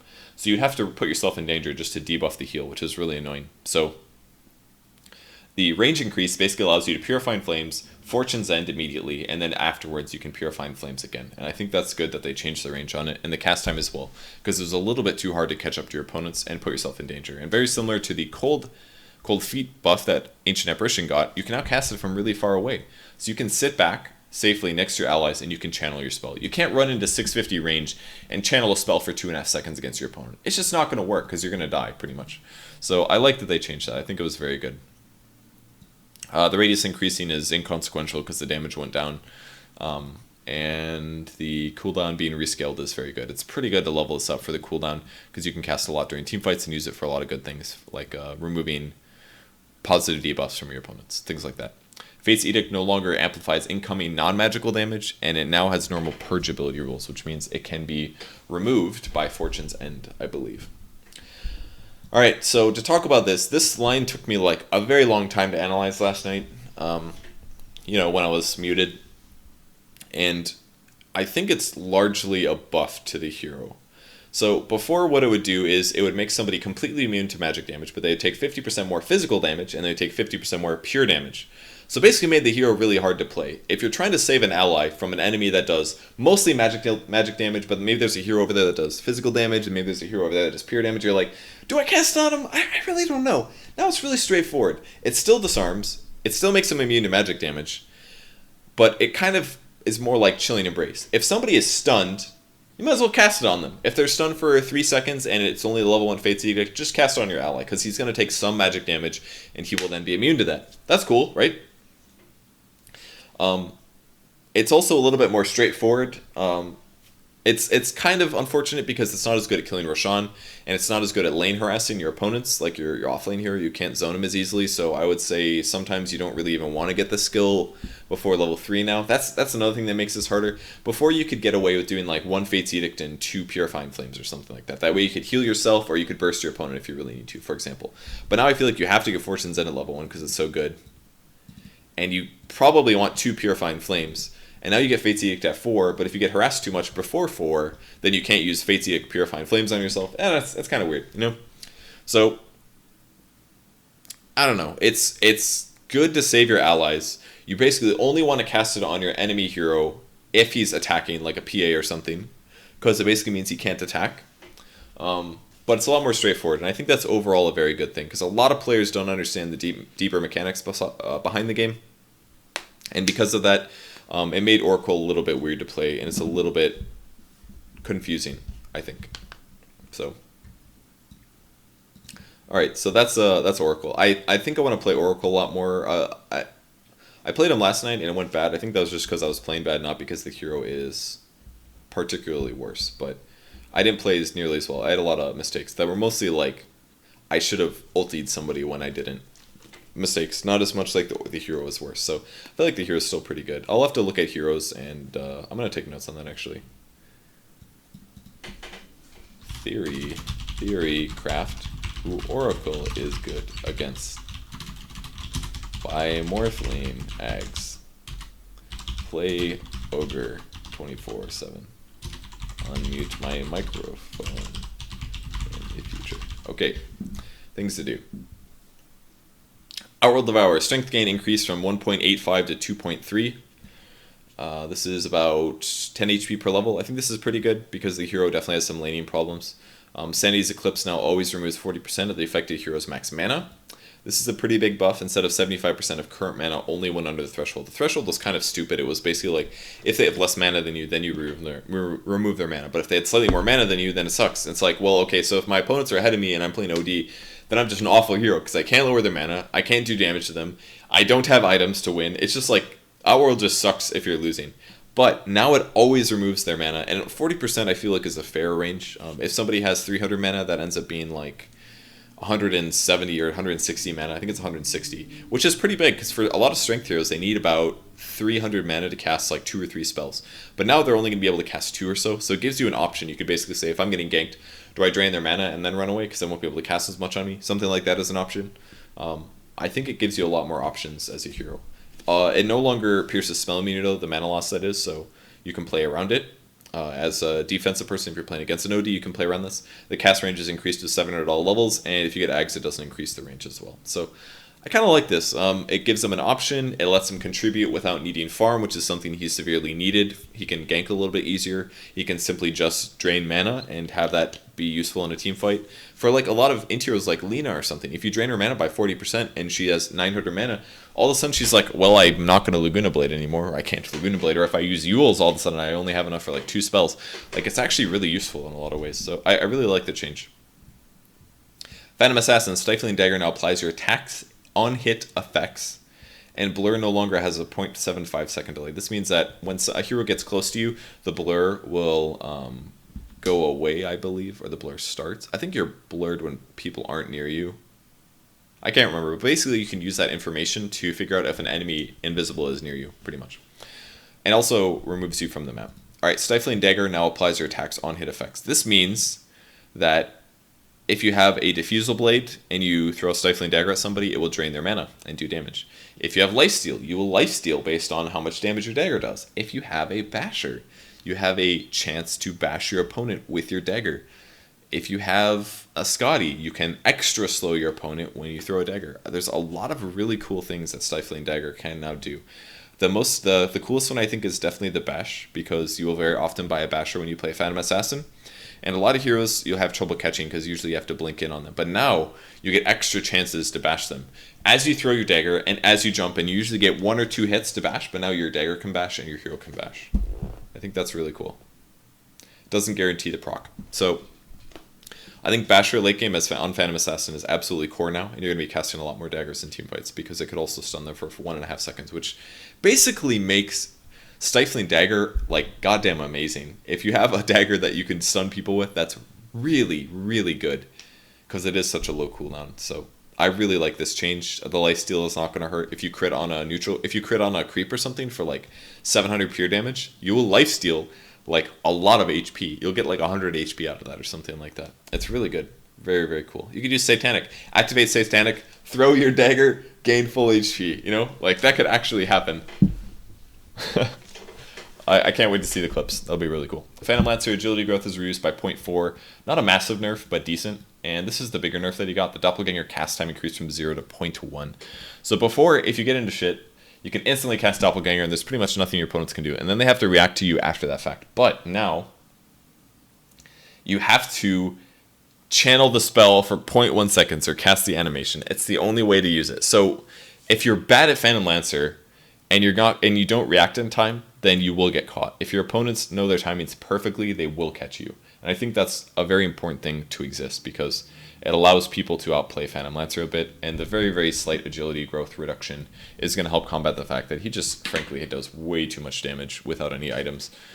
Around like 10 minutes or something, he hits for like 120 physical or something crazy like that with a couple like treads and an aquil and a couple other things. So I think this is necessary. His illusions are all going to attack a lot slower. Maybe not a lot slower, but a little bit slower. Over 10 levels, this is 4 agility. I guess it's very, very small, honestly. It's not that much. It's not a huge impact, but it may make a difference. So Phantom Lancer is slightly nerfed, but not much. Which I think is good, because he's a situational carry right now. He's very good, but he's not always good. Phoenix Sunray max health damage per second increased from 1 to 4% to 1.25 to 5%. So heal per second is half these values. Now the way this works is the damage that you lose, I believe, is the damage you do. So that means by buying more HP items, it now makes your Sunray do more and more damage. So I don't think this is going to change whether or not Phoenix is played, because I don't think Sunray is the only thing making Phoenix unamazing, but I think Phoenix is not a very good hero right now. I feel like it was good the last patch, right before TI, but it's not very good right now. Puck Illusory Orb speed increased from 600 to 650, so the total distance increases as well. The cooldown is reduced from 12 to 11 seconds, and the Dream Coil cooldown reduced from 85 to 75. This is really big, because it allows you to gank a lot more often. The cooldown reduction by 1 is good, because it means you do more damage in teamfights. Puck is pretty low damage. I like that they translated the damage into Illusory Orb, basically. I remember in Dota 1, it was very hard to dodge the orb. It felt like it flew really fast, but the reason was because everybody's screens were a lot more zoomed in Warcraft 3. In Dota 2, everybody's screens were bounced out a little bit, so all of a sudden the Illusory Orb was like, wow, it feels so slow. How can you ever get hit by that? But so increasing the speed, I think, is a nice little buff. It kind of reminds me of olden days. And the cooldown reduction is good. More evasive. You can farm faster. Lots of good things about that. Pudge Rot damage rescaled. It does less at level 1, but it does more at level 4. And the important part is the move slow is 27% at all levels now. So this could be really important against some heroes that don't have good escapes or stuns. And it also means that if you stun Pudge and then try to run out through the rot, sometimes you are not going to simply get out in time before he gets unstunned and continues chasing you, resumes chasing you. So it's a pretty big Pudge buff. I think it matters the most in the early game, though. Like level 2, level 3 against heroes that can't get away very well. So it's pretty good for that. So it does a little bit less damage, but I don't think that's going to be a big deal in the scope of things. So very slight Pudge buff. Basically just slow. Pugna base movement speed increased from 320 to 330. This hero is stupidly fast now. And another ward can be placed at a target location using a 150 cast range ability, which means that you can choose where to place it now. Instead of like, sometimes you would cast it and it would like block you into trees or something like that, you know? You can choose exactly where to put it. You can probably put it within trees. 150 is maybe enough range to put it deep into trees, and if you can do that, it'll be really good for your team. So that's good. It lets you be a little bit more tricky with your ward placement. I like that. Maybe you can put it on top of cliffs and stuff like that. That would be really, really strong, actually. Very, very, very strong. If that happens, then we could see Pugna being used a bit more, I think, because it would help Roche by a lot. Life drain damage and steal per second increase in the late game, 250. So very small buffs to Pugna, very situational buffs. It's mostly quality of life. Base movement speed will be useful because the hero doesn't have a disable. So we'll see how it goes. Queen of Pain's Sonic Wave damage reduced from 290 to 490 to 290 to 470. And the Aghanim Scepter damage is also reduced very slightly by 20. Very small buff to Quap, but I think this is fine. The hero is very popular right now, but it's not like a first banned hero. It's like we'll let you take Quap. And if you're really good, you can do a lot of good things with Quap. But if you're bad, you're still going to get wrecked with Quap. So I don't think Quap getting nerfed is that important, but I think it's good that they nerfed her just very slightly. The pure damage done reduction, I think, is going to be absolutely fine. Still a very good ability, honestly. It's still really, really good. Razor Static Link now drains damage smoothly over its duration rather than every second. So it doesn't drain more, but that basically means that if you only Static Link for 0.2 seconds, you get 0.2 of a second's duration. So you could argue it's better because you're more likely to do more damage. Because, for example, let's say you're Static Linking somebody and you auto attack right before you get the damage every time.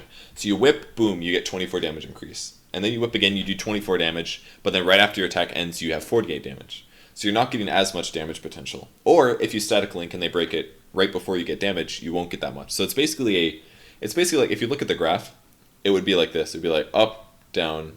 It'd be like this. Up, flat, up. It's like a plateau. Up, flat, up, flat, up, flat. And now it's just going to be a straight line like this.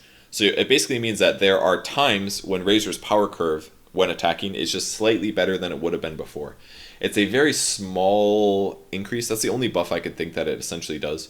It basically is a very, very small increase to damage. And it also helps Razor be better against heroes that have escapes like Queen of Pain or something like that. Because now, even if they blink after you Static Link, you still get like 10 damage or something. And 10 damage is still worth having. You're like, well, I still have more damage than I did before. So it makes Static Link a little bit better. I think this is fine. Ricky, permanent invisibility health regen increased to 6 to 12 instead of 4 to 7. So this is pretty cool. Really helps Ricky move around the map more.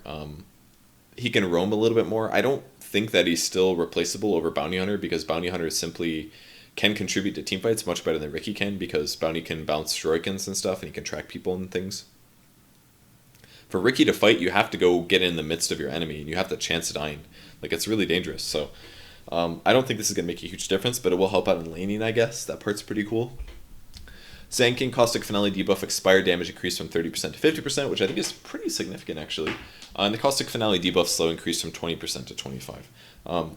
This is really big because the damage it does was pretty low before. I think it does like 220 damage at level 4, so 50% of that is 110. So every 3 seconds, you will do a 110 AoE damage around your opponent. So whenever you initiate now, I feel like you really should Burrow Strike into right-clicking your opponent. You should definitely right-click your opponent. Because after 3 seconds, they will get that slow. The slow is increased by 5%, by the way. They'll get slowed and they'll take damage. So you're basically increasing your damage by like 33 or something like that. If you have level 4 Caustic Finale. I think it was definitely worth it to get 1 Caustic Finale in the past. Now it may be worth it to level it up as well. Just because you could just hit every single hero with it, and then all of a sudden you do a bunch of damage. Like if you're fighting a Meepo or something, hit each Meepo 1 time. And then all of a sudden they all pop. They go pop, pop, pop, pop. And you just get an extra 400 damage. Like, it's not bad. It's not worth talking about. Or it is worth talking about. I like it. Happy to see Shadow Demon getting buffed. Shadow Poison cooldown reduced by 0.25 seconds. So, pretty much nothing. But I think that's fine, because Shadow Demon is occasionally useful, occasionally picked, and I think that this is a decent cooldown reduction. It's alright. You can basically farm slightly faster now, and slightly faster chance of getting a 5-stack on your opponents. Shadow Shaman Shackle's cooldown reduced from 16 to 10, and Shackle's total damage increased to up to 300. Now, I talked about Shackles yesterday as well. You know, when I was muted. And it's actually a very good ability right now. I looked at the numbers, and I talked about chain stunning. I didn't think about this yesterday, but you could do Coddle, Shadow Shaman, and basically just like, you could max Shackles and permanently shackle somebody. You could shackle somebody. Alright, this is what you do. You cast a Chakra Magic on Shadow Shaman. You shackle somebody for 5 seconds, doing 300 magic damage. And then the cooldown will be 5 seconds, because it reduced it by 5. And then you shackle them for another 5 seconds. And then after that ends, you cast Hex on them for 3.5 seconds. You could very easily stun somebody for 13.5 seconds straight with Shadow Shaman, with that. Now you could almost do the same thing without Huddle. You can shackle for 5 seconds. Then you can Hex for 3.5. And then after that, you can shackle again. You have to wait 1.5 seconds, and then you can shackle again for 5 seconds. So I thought, why don't we buy a Refresher Orb? 5 seconds, 3.5. Hopefully they don't blink away within 1.5 seconds. And then you shackle again for 5 seconds. You refresh, shackle again for 5 seconds. And then you Hex, and then you shackle again. So you get 4 shackles and 2 hexes. I don't know if you have the mana for this. Probably not. Because this is like 400. This is another 200. That's 600. Then you refresh. That's 1,000. It would basically cost you like 1,600 mana to do this. But you could actually disable somebody for 26 seconds. That's insane. That is actually insane. So, yeah. I look forward to it. So it's kind of cool. I thought about leveling up Shackles first to level 4, but I don't think it's worth it, because at level 4, the mana cost is low, and that's cool, and it does 300 damage, but you kind of just need Aethershock. It just does so much. It's a very low cooldown, 8 seconds. It's one of the best mana... It's one of the best nuking abilities in the game. Very low cooldown. The mana's a little expensive, but it hits a lot of targets. It's AoE. It's very spammable. It basically helps you get items like Aghanim Scepter and Blink Dagger. It helps you farm. Shackles doesn't do that. You'd be killing one creep with a Shackle for 170 mana. Instead, you can nuke everybody for 320 damage, you know? Like, it'd be much, much better. So, you can't max it first. I think the build... I would say maybe you should leave Hex at 1 now, but I don't really like that either. I still feel like Hex is too good to pass up. You should still go max Aethershock, 1 Shackle, max Hex, and then max Shackles, I think is the build now. Even though stats are kind of good sometimes on Rasta. So I guess the cooldown's 10 seconds at all levels. That's kind of nice. So leveling up, like 1 point is still really good, because you can 2.75 seconds stun somebody.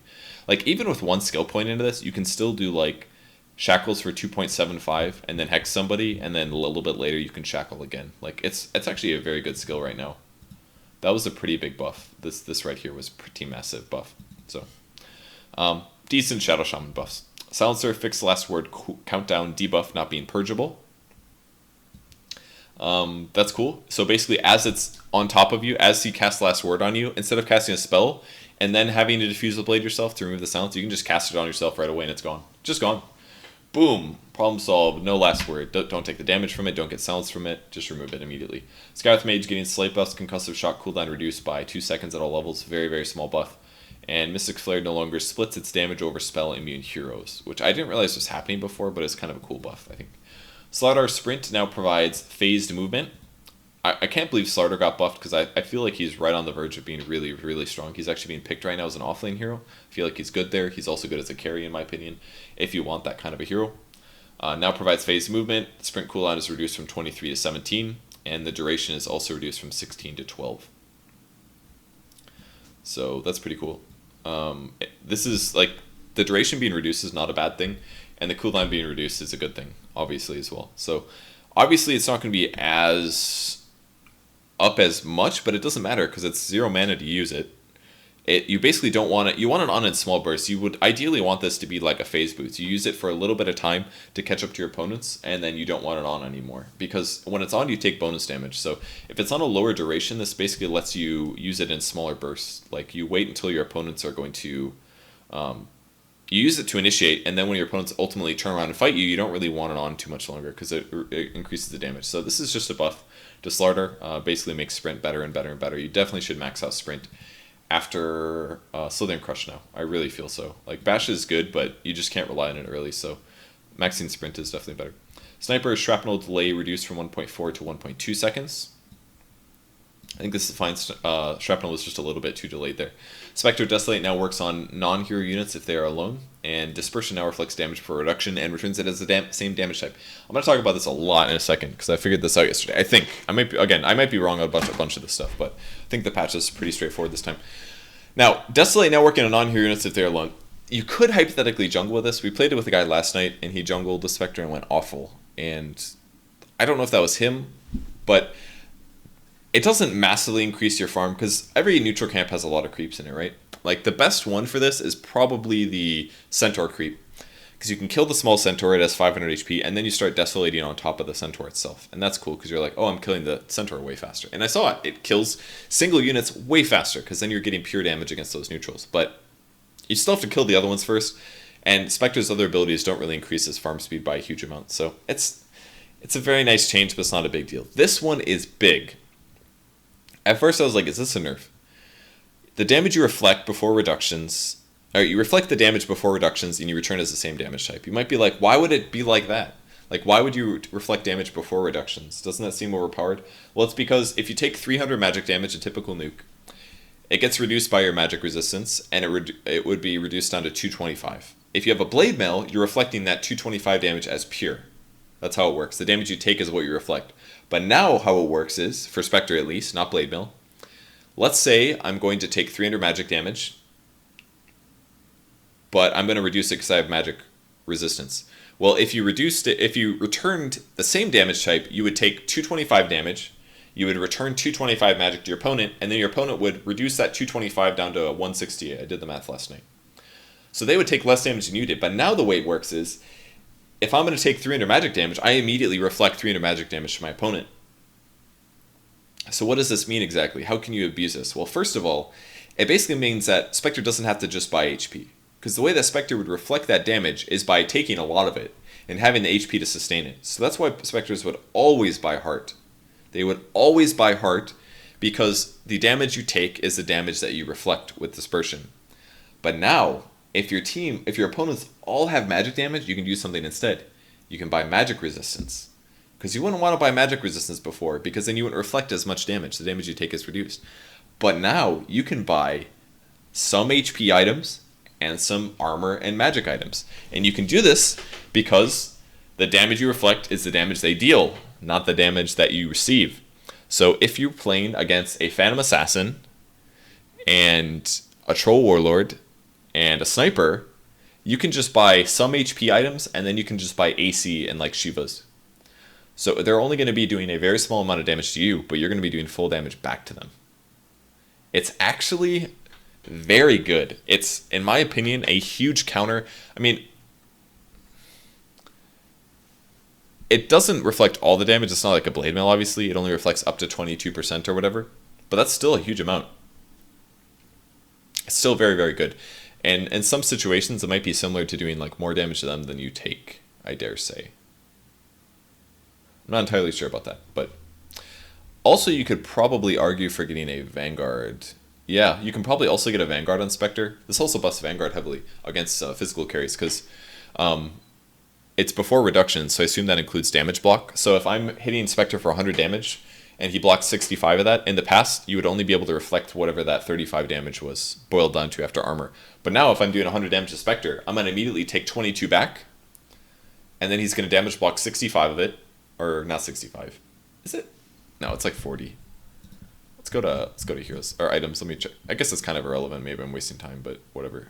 I've saved a lot of time on this recording compared to yesterday when I was muted. So if you block 40 of the damage, you first of all you take 22 because Spectre reflects 22, and then Spectre damage blocks 40 of it, and then after Spectre damage blocks 40, that 60 damage is reduced by armor. Let's say by half or something, or 30%. Let's say Spectre ends up taking 40 damage.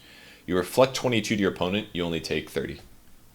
So Vanguard is better now than it used to be. If anything, you could argue they don't really need to get Heart anymore. Like, Heart is still good because it's still HP, which is going to guarantee reflections. But if your opponent's compositions are very, very static, if they're like all magic damage or if they're all physical damage, you can honestly buy a pipe on Spectre and it's fine. It's probably still better to buy late game items. Like a Heart is probably still better in almost all ways, because it's still going to give you more survivability because it's an expensive item. Like if you're playing a carry, you usually want to put a lot of gold into each item slot. Basically, you don't want to buy a bunch of 2,000 gold items. Doesn't help you scale as well, even if it makes you good right then when you get it. It's probably still better to buy things like Heart, but this lets you basically change your item builds. And Spectre has had the same item build for like 7 years or something ridiculous. Literally, Spectre has not changed. The only time it changed is when people were going like Tranquils into Manta with a drum on Spectre. That was the only time. But right now it's basically always Heart into always Radiance into always Heart into a Manta. Or maybe Radiance into Manta. Or almost nobody goes to Fusel Blade right now. So I really, really like this change. It's cool. So let's think about some other implications. Let's say your Troll Warlord is coming to attack you. He doesn't have BKB. Oh no, let's say, we'll talk about BKB. Let's say Phantom Assassin has a BKB. Phantom Assassin turns on BKB, and she starts attacking you as the Spectre. She's doing physical, which means that you're going to return physical. I don't know for sure if it's going to do damage through BKB, because before the dispersion damage didn't do damage through BKB, but I think that was because it was pure damage, and pure damage doesn't go through magic immunity. I think that if a Spectre uses BKB now and attacks, a PA uses this BKB and attacks Spectre, the damage is going to get reflected 100%. If Spectre used a Blade Mail, the Blade Mail wouldn't get reflected to the BKB, but the physical damage is now going to reflect. So BKB doesn't really counter Spectre always. BKB counters Spectre if the damage you're doing to Spectre is magical or pure, because BKB blocks those. But if it's physical, it's not as bad. So this basically means that Spectre is now better against the heroes that counter her. And the heroes that counter her are high single target physical DPS. Troll Warlord, Phantom Assassin. Sniper's not really good because Spectre often can get on top of Sniper, but if Sniper's far away, then it's very good because he does a lot of physical single target. So those heroes now will have to deal with dispersion. Even if they have BKBs, it's not going to completely work. If anything, they could get a Blade Mail to further reflect it back to Spectre, but they're not going to want to do that probably. So basically, Spectre is better against those heroes that could previously just beat her. As soon as those heroes got better DPS and some lifesteal, Spectre wouldn't stand a chance. If she fought them directly, she would just get wrecked, unless she had like a Manta style or something. So I really, really like this change. It's really cool, and I can't wait to see if it makes an impact. It's definitely going to change item builds and allow for diversity. If you cast a Glimmer Cape on a Spectre while she gets Magic Nuke, she's going to reflect a shitload of damage and not take very much, for example. So there's a lot of cool things to think about now. All right, Spirit Breaker, Greater Brash now uses Pseudo Random Chance. Pseudo Random Chance is it is not fully random. What fully random is if you flip a coin a million times, you're pretty much going to get 50%. You are going to get a number very, very close to 50% because chances will become static the more you do them. I learned that in college. If you take a small sample size, like of 100, you're going to get something close to 50% probably, but there could be outliers. It could be up to like 55%. It could be down to 45% or something if things go crazy. If you take a sample size of 3, your chance could be completely random. It could be 3 tails. It could be 3 heads, for example. And that's basically how Spirit Breaker works. If he 17%s you 4 times in a row, then he will bash you that many times. And it's a very low chance. To figure that out, we do 0.17 times 0.17. This is 2 bashes in a row. The chance of 2 bashes to happen right in a row. It's a 2.89% chance. What happens if you get bashed 3 times in a row? What are the chances of that? That is a almost 5 out of 1,000 chance. What about 4 times in a row? It happens every 8.3 out of 10,000 times that Spirit Breaker attacks something 5 times in a row. On average. But that can happen. What pseudo-random chance is, that basically makes this even less likely. It's already very, very unlikely, but it makes it less likely. And you might be like, oh, that's stupid. Why would they want to remove the 17%? Well, it also makes it more likely to bash if you're missing a lot. So if you miss, like, how many times on average does it take to bash? Basically. So we'll do 100 divided by 17. That's wrong. I think what we need to do is 100 divided by 17, not 0.17. My bad. On average, it takes 5.88 times of Spirit Breaker attacking to get a bash. That's on average. So now, what this basically means is, the first time you bash, you have a pretty low chance of bashing on Spirit Breaker, but it is possible. It's probably 17%. And then the next time you hit him, it has a slightly higher percent chance, like a 18% chance or 19% chance. I don't know exactly what the numbers are. And then the third time you hit him, if you haven't bashed, you have a slightly higher chance, and a slightly higher chance, and a slightly higher chance. And as you get above 5.88, your chance to bash is much, much higher. It's much higher. It basically becomes much higher than 70%, because it's basically like, all right, you haven't bashed in a while, let's help you out, we'll let you bash. And it's offset basically that if you bash a lot, like you still can bash a lot of times in a row, but the chance goes down every time that you bash. So you can pseudo bash, you still can bash a lot of times in a row, but it's basically more evened out. The amount of times bashing is much more normalized. It isn't just going to be like these crazy peaks anymore, like a huge parabola graph. So it means that you're going to bash more, you're still going to bash about the same amount of times, but you're less likely to go for those peaks where you bash like 6 times in a row, or you don't bash in 15 hits. Like those existences will be much less chance. Much less likely, but your overall amount of bashes per hits is still going to be about the same. So that's basically what pseudo random chance. I might be wrong on that, but I think that's right. Alright, Storm Spirit. Static Remnant mana cost increased to 100 at all levels. The Remnant Unobstructed Vision reduced from 800 to 600, and the Ball Lightning base mana cost increased from 15 plus 7% to 30 plus 8%. Now the biggest nerf here by far is this one. Storm Spirit only has about 300 mana at level 1. So that means you can only remnant 3 times now, instead of being able to remnant like 4 times, 70, 140, 280, 4 to 5 times. You can only do it 3 times versus 4 to 5 times. So this is a huge nerf to Storm Spirit's ability to farm in the early game. Like once you get to level 4 static remnant, it doesn't matter anyways because the mana cost is the same. But basically, if you're pre-level 8, your farming is much worse, or at least your ability to farm is worse. You can't pressure your opponents as much, you can't kill them as easily, you don't have as much mana to work with, and you certainly can't go to the jungle as fast. So that's a pretty big nerf here. On the bright side, as you leveled up, you just get raw damage and you don't have to worry about losing the mana, so that's kind of cool. But Storm Spirit pre-level 8 is quite a bit worse.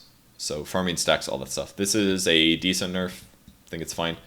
This one is actually pretty big. This percentage to cast, this is basically your initial casting cost. Let's again pull out the calculator. So let's say you have 2,000 mana. It's like a late game storm with a lot of items. How much does it cost to cast a Ball Lightning? Well, it costs 7% times 2,000, which is 140 plus 15. So it's 165 mana if you have a 2,000 mana pool. How much does it cost now? 0.08 times 2,000. We're adding that to 30. So instead of costing 145, it now costs 190. So it's going to add up pretty significantly. It's basically about 10% of your mana pool in the late game is how much it's going to cost every time you cast Ball Lightning. So basically what this basically means is Storm Spirits who are bad at being efficient with their mana are going to be much worse at Storm Spirit now. That is the issue. So Storm Spirits, basically people that are just kind of playing Storm because he's strong are going to have some trouble. They're going to run out of mana faster, they're going to be inefficient with their mana, and they're going to miss kills, or they're going to die in situations where they wouldn't have died before. So this is pretty significant. Especially at level 6. Let's say level 6 you have like 600 mana or something like that. Let's see how much it costs. Plus 30. It's going to now cost 78 mana. And this is very early. This is like level 6 or something, I would assume. 78 mana to just cast the Ball Lightning at all, which is already getting close to a 10th of your mana pool. It's actually more than a 10th of your mana pool. It's much more than that. Like 15%. And then before it was 0.07 times 600 plus 15. So 57 versus 78. That's a huge difference. It was 10% before, now it's something like 15%. A very big difference. So you can't basically Ball Lightning for overloads as often. You will run out of mana eventually. So pretty significant storm nerfs. But again, in the late game, it's still a moderately more mana, but the biggest issue is the early game static remnant farming. You're not going to be able to farm as independently in the early game anymore. All right, Sven, base intelligence increased by 2. This is so big because Sven's base mana is very low. It's like 200 mana. Your Stormhammer's 140, so you basically can't cast Stormhammer very often. If you increase your mana by 2, or your int by 2, that's giving you 26 mana. So now you go up to like 230 mana or something like that. Which means that if you get any stat items on top of that, you basically have enough for 2 stuns. So you don't have to rely on mangoes necessarily to stun, which I really like this buff. Because Sven's laning stage is just too poor. Like, his stun is good, and it's AoE, but he can't, like, why would you ever pick Sven over a Gyrocopter? If Gyrocopter can do like 300 magic damage with 90 mana, and he can cast that like 3 times, why would you pick Sven who can do like 170 magic damage on like a 20-second cooldown or 15-second cooldown, whatever the heck it is, and it costs like 70% of your mana pool. Like, why would you pick Sven? It's not good in the laning stage, and that's one of the reasons that people don't pick heroes like this, because they're like, well, I don't want to have the possibility of being punished in my laning stage. I should pick Gyro, and I don't want to lose the possibility of being able to punish my opponents as I pick these heroes. So now Sven might be picked more. He also got a cleave buff, 30% at level 1. It's pretty nice. It's a pretty big increase, honestly. Will help his jungling. Basically lets you get 1 point in Great Cleave and kind of leave it there for a while, if you're interested in that. I think the best Sven build usually for farming is to go like 2 in stun, and then max out Warcry and Great Cleave. Go like 1-4-1 into 1-4-4. I think it's the best one personally. But he may get a change to his stun at some point. I kind of feel like he needs it, but maybe I'm wrong. Techies. Techies' mines are no longer triggered when destroyed. They don't blow up if somebody attacks them and kills them. Very good for remote mines when your opponents aren't paying attention. Techies' mines can now be destroyed using Quelling Blade or Battle Fury. It's going to be like same range as Ward's 450. That's huge. If you use a Quelling Blade against a remote mine, basically means that melee heroes can now deal with mines, which is really, really cool. If they know where they are. Techies' mines now provide 10 gold for destroying them. That's really cool as well.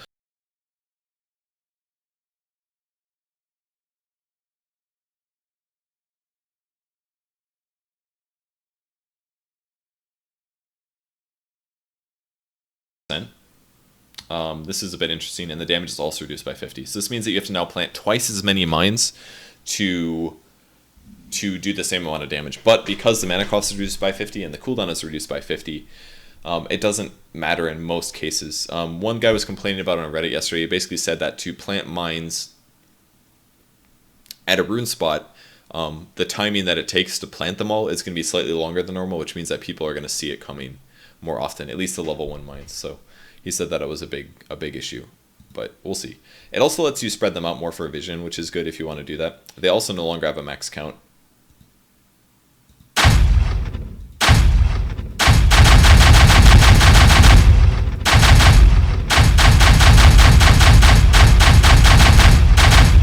Okay, so they no longer have a max count, and landmines and stasis traps no longer block neutral spawns, which is good because if you could spam them twice as often, you could block tons and tons of camps. And they also no longer stack exactly on top of each other, but they can still be very close. So I think it looks like something like this group. It's not like this or anything, but it's still, they're close, but you can basically see how many. They're probably spread enough so you can kind of tell how many there are, instead of before where you'd be like, could be infinite amount of mines on there, up to 25. You know, you wouldn't really be able to make as many decisions because you'd have to play safe around it, and that was kind of annoying. Also, landmines and stasis traps no longer. Oh, we already read that. Okay, so pretty decent techies nerfs, but it's not really that big. Well, the biggest nerf is the damage being reduced by 50. God, I forgot about that. Yeah, you can cast them twice as often, but when you're killing a creep wave, you don't just like one-shot the creep wave now. You have to cast 2 mines to kill the creep wave, which is kind of obnoxious because before you could just attack each creep a little bit and then drop the mine, boom, they all die. Now you have to drop the mine, and you have to wait a bit, and you have to drop another mine. So it's a little bit harder to time, and it's not as surprising. And also, if you're panic mining, if somebody ganks you, you can't just drop a mine and suicide and blow them up. It means your burst damage is not as high. Your mine damage is half of that. So in terms of the things that Techies is supposed to do, which is basically like sitting around and planting mines, instead of playing like that, most people discover that it's better to play like kind of combat Techies, which is kind of the way I did it as well. You get a blink dagger at some point, and then you can do blink, mine, and suicide, which is something that was recently added because the mines could blow up faster. But it's basically an option now, and it's worse now, because you can't just mine and suicide and do as much damage. It's not quite as abusive, so I think that's a nice and needed change. So slight reduction to Techies' overall kill power, but this playstyle was not nerfed. The planting mines in one spot playstyle was not nerfed. And now supports have better ways of dealing with it. You can use a Quelling Blade, you can use a Battle Fury, you can get gold back from killing them, and that's all very good. And this one as well. They're no longer triggered when they're destroyed, so if creeps are pushing up a tower and they're killing remote mines, and your Techies is not paying attention and he doesn't blow them up, then you're fine. And also, it also means that he has to choose how many to detonate. So he might have to detonate up to 2 mines, for example, to kill a creep wave. But if he blows up 3, for example, or if he can't select them all, then it's not as easy. They don't just like blow up as they die and kill the perfect amount of creeps, pretty much. Hopefully no cheats. Terrorblade, temporarily removed from Captain's mode. This one kind of surprised me. Reflection now affects all enemy heroes in 900 area of effect. This is how Reflection used to work. It used to be an AoE when it first started out. The attack and movement speed slow is reduced to 25%, and the reflection cooldown rescaled to be worse late game, because it's an AoE, which makes sense. AoEs need to have a longer cooldown, otherwise they'd be overpowered. So basically what this means is it helps Terrorblade be better at team fighting in the early game, where before he was kind of just shit.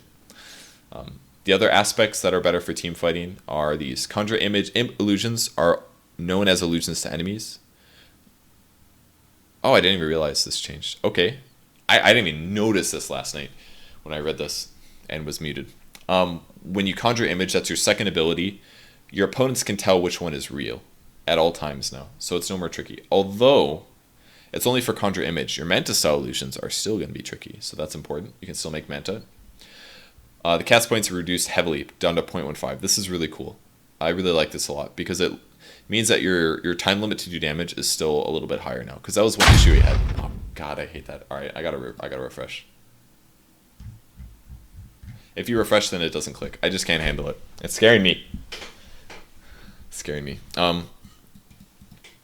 So the cast point is reduced, so that means as you initiate on somebody, you can Metamorphosis and Conjure Image, and you're not spending as much time casting spells, so you can just immediately start attacking them, which I think is good, because especially with his slow being a lot worse now. 25% is a very bad slow. It's a very, very weak slow in my opinion.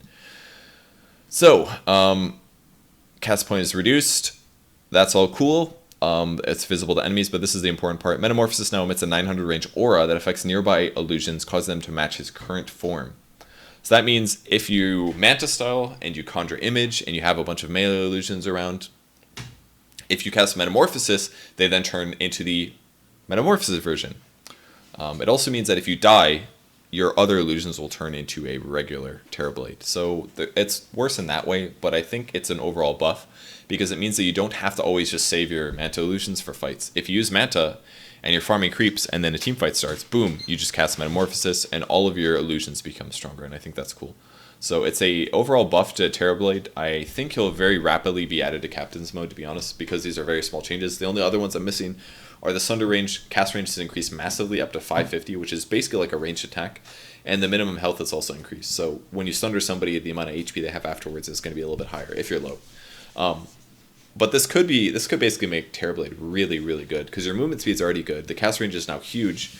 You're good at team fighting now, and you can basically consistently Metamorphosis your illusions to be strong.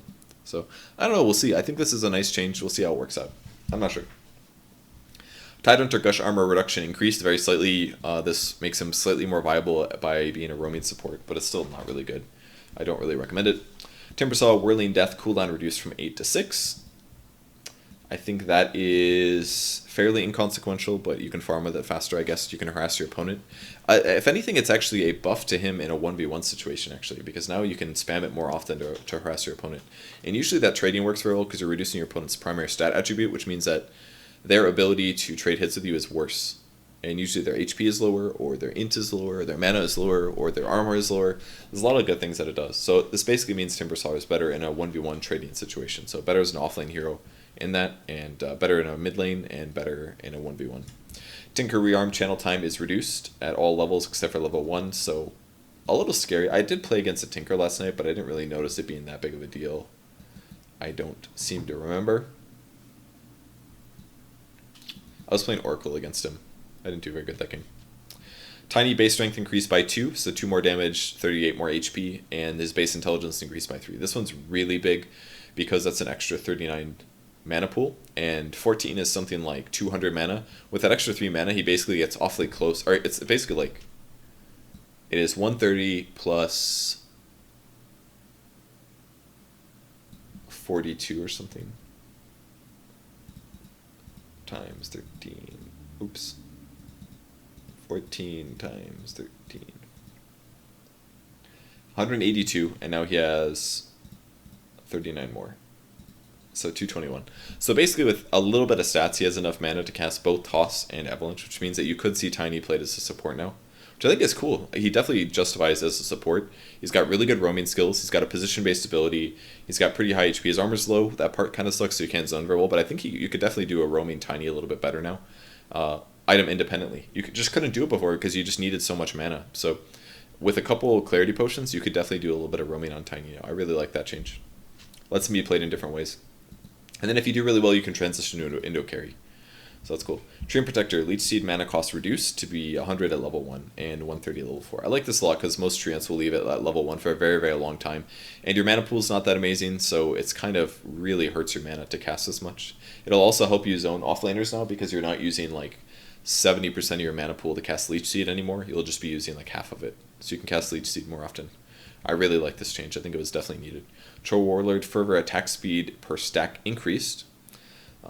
Very small at all levels. I think this is fine. Troll Warlord could come back into the meta. He still has a use at single target physical damage, and his ultimate is still pretty good. Just, he's not exactly what he used to be, so he's not as popular.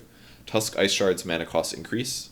A little bit at all levels, not a huge nerf there. Snowball max launch time reduced to 3 seconds, so you can't protect your allies as long in there. And Frozen Sigil also no longer goes through spell immunity. I think that's important because it was just too good in teamfights and hard to deal with. Aghanim Scepter Walrus Kick now deals 200 damage. This one's really cool too because everybody before was like, why doesn't Walrus Kick do damage? Now it does 200. It's not a lot, but it's something. You can use it for damage, so that's pretty cool. Undying Aghanim Scepter no longer improves Flesh Golem. It previously increased damage amp and heal, and now increases decay strength steal from 4 to 10.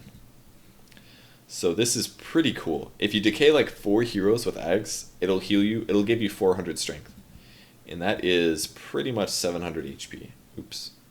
I wanted to multiply. Oops, I'm stupid. What I want to do is 40 times 19, actually. There we go. So you're getting 760 HP when you cast Decay on 4 heroes. It's really crazy. Every time you cast on a hero, you're reducing his max HP by 190. It is a really big reduction. Tombstone Zombies attack damage reduced as well by 41 to 35, and the Tombstone attacks to kill it are constant attacks, not HP. 7 attacks from heroes, and up to 14 from creeps. Soul Rip can also restore 1 to 4 health on Tombstone. So this makes Tombstone pretty bad in the early game against certain heroes. It's really bad against ranged heroes now, kind of similar to Phoenix. Really bad against ranged heroes, because 3 heroes can basically attack it once, get it down to 4, and then they can attack it again, get it down to 1. So basically, the duration of that is, it's just so bad. I mean, it's still kind of, I played against an Undying, it still seemed fine, honestly. It's basically a buff late game and a nerf early game, more or less. You can't cast it right on top of your opponents anymore. You have to cast it slightly away from them because you have to force them to walk to it. If you cast it right on top of them, if you're 1v3 and you cast it right on top of heroes, they're just going to attack it and it's going to die. If they're smart and they attack it, that is. So I feel like it's pretty significantly worse now. Still viable, but definitely worse. It makes it a lot less. You can't just basically pick Undying versus Tri-Lanes anymore. You can still do them against like Dual Lanes and solo heroes and stuff like that, but against Tri-Lanes, it's just much worse. I think it's good when it has 7 here and then you can heal it for 4. I think that's really good. 11 attacks is ridiculous. That's like a Phoenix egg. That takes a lot of focus to deal with. So I think it's good there. It might still be worth going, but if you're doing well and you have any plans to go Ags, I think you should max Decay second after Tomb. I still think it's probably worth the max Tomb. But if you're doing really well and you have Arcanes, you can maybe max out Decay and then get Eggs afterwards. If you're doing kind of poorly, I would go Tombstone and Soul Rip. That way you can heal your allies. Or if you're a support, I would go Tombstone, Soul Rip. Drop Tomb, heal an ally or a Tomb. I think the Soul Rip cooldown is pretty low, so you could heal Tomb and then heal an ally or something like that. This is nice.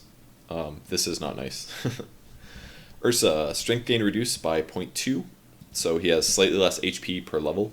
That's not much. 0.2 is like 3.8 HP per level. Not much. His Earthshot cooldown is reduced down to 5. That's a 4-second slow, by the way, so it's a really, really good slow. Enraged Fear Swipes multiplier is also reduced by a little bit. This might confuse you, but it's because the cooldown is reduced. This is kind of the problem with the hero. The changes that he got were nice, but the problem was that the cooldown was so long that your damage was just kind of crappy outside of it, is maybe one thing I would argue. So by lowering the cooldown, you have more invulnerability. You don't do as much damage with Enrage, but you still get the value out of it. So I think that's okay. It's still just as good at level 1 as well, so you can still roach just as easily with it. And the cooldown is still bad, but in the late game it basically makes him better, which is definitely one area where Ursa really falls off. And this will help you do a little bit more damage over time. Vengeful Spirit agility gain is increased by quite a bit, 2.8 to 3.3, so zero point 0.5 per level. More armor, more attack speed, more damage. This is also good because your Command or your third skill, or your Vengeance Sword, sorry, it does damage based on your primary damage attribute. So if you have more agility in the late game, like let's say you've got 20 levels in you, let's say you're level 20 Venge, and you have an extra 10 agility, that means you're actually getting an extra 13 damage rather than 10. So in the late game, it's not a shitload, but it can help. Base movement speed slightly increased as well. Venomancer poison and sting damage increased a little bit all levels. It also works normally in illusions. I assume this means that Venomancer's illusions will apply poison and sting now, so getting a Manta on him might be kind of cool, I guess, because you could Manta and then split the illusions off and hit different people. That'd be kind of cool. And it does 24 damage for like 20 seconds. It's actually a lot of damage. 24 times 20, 480. That's actually so much damage in a team fight. That's actually a lot. So that's kind of cool. But primarily, this is just a buff to Plague Wards doing damage. Poison Nova damage per second is reduced at all levels. Aghanim Scepter damage per second increased. So it does. It's basically still the level. It's basically still about the same damage as before. It's like a level extra of whatever level you have. But the difference, and this damage is very minor, by the way, the difference is that the duration is 16 at all levels, and Ags doesn't put it up to 16 anymore. It's just 16 at all levels. So basically the damage over time has been increased. So we can do 30 times 16, and now does 480 damage at level 1, whereas before it would do 36 times 12. So it does slightly more damage at level 1, just delays the time, which means that it's better against BKB carries, because the amount of time that they're immune matters a little bit less. And it also means that it's a little bit worse at killing people in bursts, but not that much worse. I mean, look at the damage difference. It's very, very minor. But the duration increases, so basically makes Venomancer better late game. And getting eggs on him is still good. It just does a little bit less damage at level 3, but that's fine. Eggs on Venom is still good. So basically, this is a buff to core Venom, like in a farming position, but not really. It doesn't make a big difference for like support Venom, I don't think. It's pretty much the same. Not much difference. Viper agility growth increased slightly, makes him a little bit better late game. Corrosive Skin also no longer slows through spell immunity. So that means that, yeah, it doesn't slow your opponents through spell immunity. So that should make it a little bit easier to kill Viper with the right unit, which is basically BKB physical damage. So Viper a little bit more countered late game, but also does more damage late game. So I think that's balanced. This probably shouldn't go through spell immunity anyways. Familiar Stun Form area of effect increased slightly, so bigger AoE for the stun. Visage was played at TI a lot, so it's not surprising to see him not get buffed heavily. Warlock Golems can no longer be destroyed by Purge. It's really unfortunate. We saw that up above. It said the summon units, or the Purge no longer does bonus damage to summon units. So it was too easy to kill them, basically. And Warlock didn't really need a nerf, I don't think. And I kind of feel like he deserved a buff, frankly. But this is the buff. And it's not a huge buff, but it will help because Warlock's damage mostly comes from his ultimate. So by being able to make sure that they can't just hard counter his golem using a Diffusal Blade is definitely going to help him a bit. Weaver, the Swarm mana cost rescaled, so it's less at level 1. I think this is important because Weaver's base stats are so awful that you really need as much mana as you can get. Swarm cooldown reduced from 36 to 27, from 35 to 20. So it kind of encourages you to level it up a bit more, I guess. This is actually pretty nice because you can spam it a little bit more in fights. Winter Wyvern's Curse no longer affects spell-immune enemies in the area, but it still affects the primary targets. Basically a lot of nerfs to, or a lot of buffs to BKB in this. Kind of interesting. I like that they only nerfed him this much because I feel like Winter Wyvern is a mostly balanced hero. His win rate's not that amazing in pro games. He has some very good uses, and that's how you should keep him. Don't make him overpowered in everything. Make him very good at certain things. And now it basically means that if I cast Winter's Curse on an enemy, and the enemy's carry is right next to him with BKB on, the person with BKB won't attack the Crystal Maiden. If I cast Winter's Curse on the BKB carry, he will still be stunned, and everybody else around him will attack him. That is, does not have magic immunity on him. But it basically means that if you have your BKB on, you don't have to worry about Winter's Curse. And I think that's kind of a necessary change. Winter's Curse was a little bit too good against everything in that sense. All right, Witch Doctor got some changes. Death Ward damage increased from 60, 90, 120 to 60, 105, 150. The Scepter now deals the same damage at all levels. It doesn't buff it up a level. And also it no longer bounces once at level 3. So I thought about this, and basically what it means is Witch Doctor doesn't have to buy eggs anymore if you don't want to buy eggs anymore.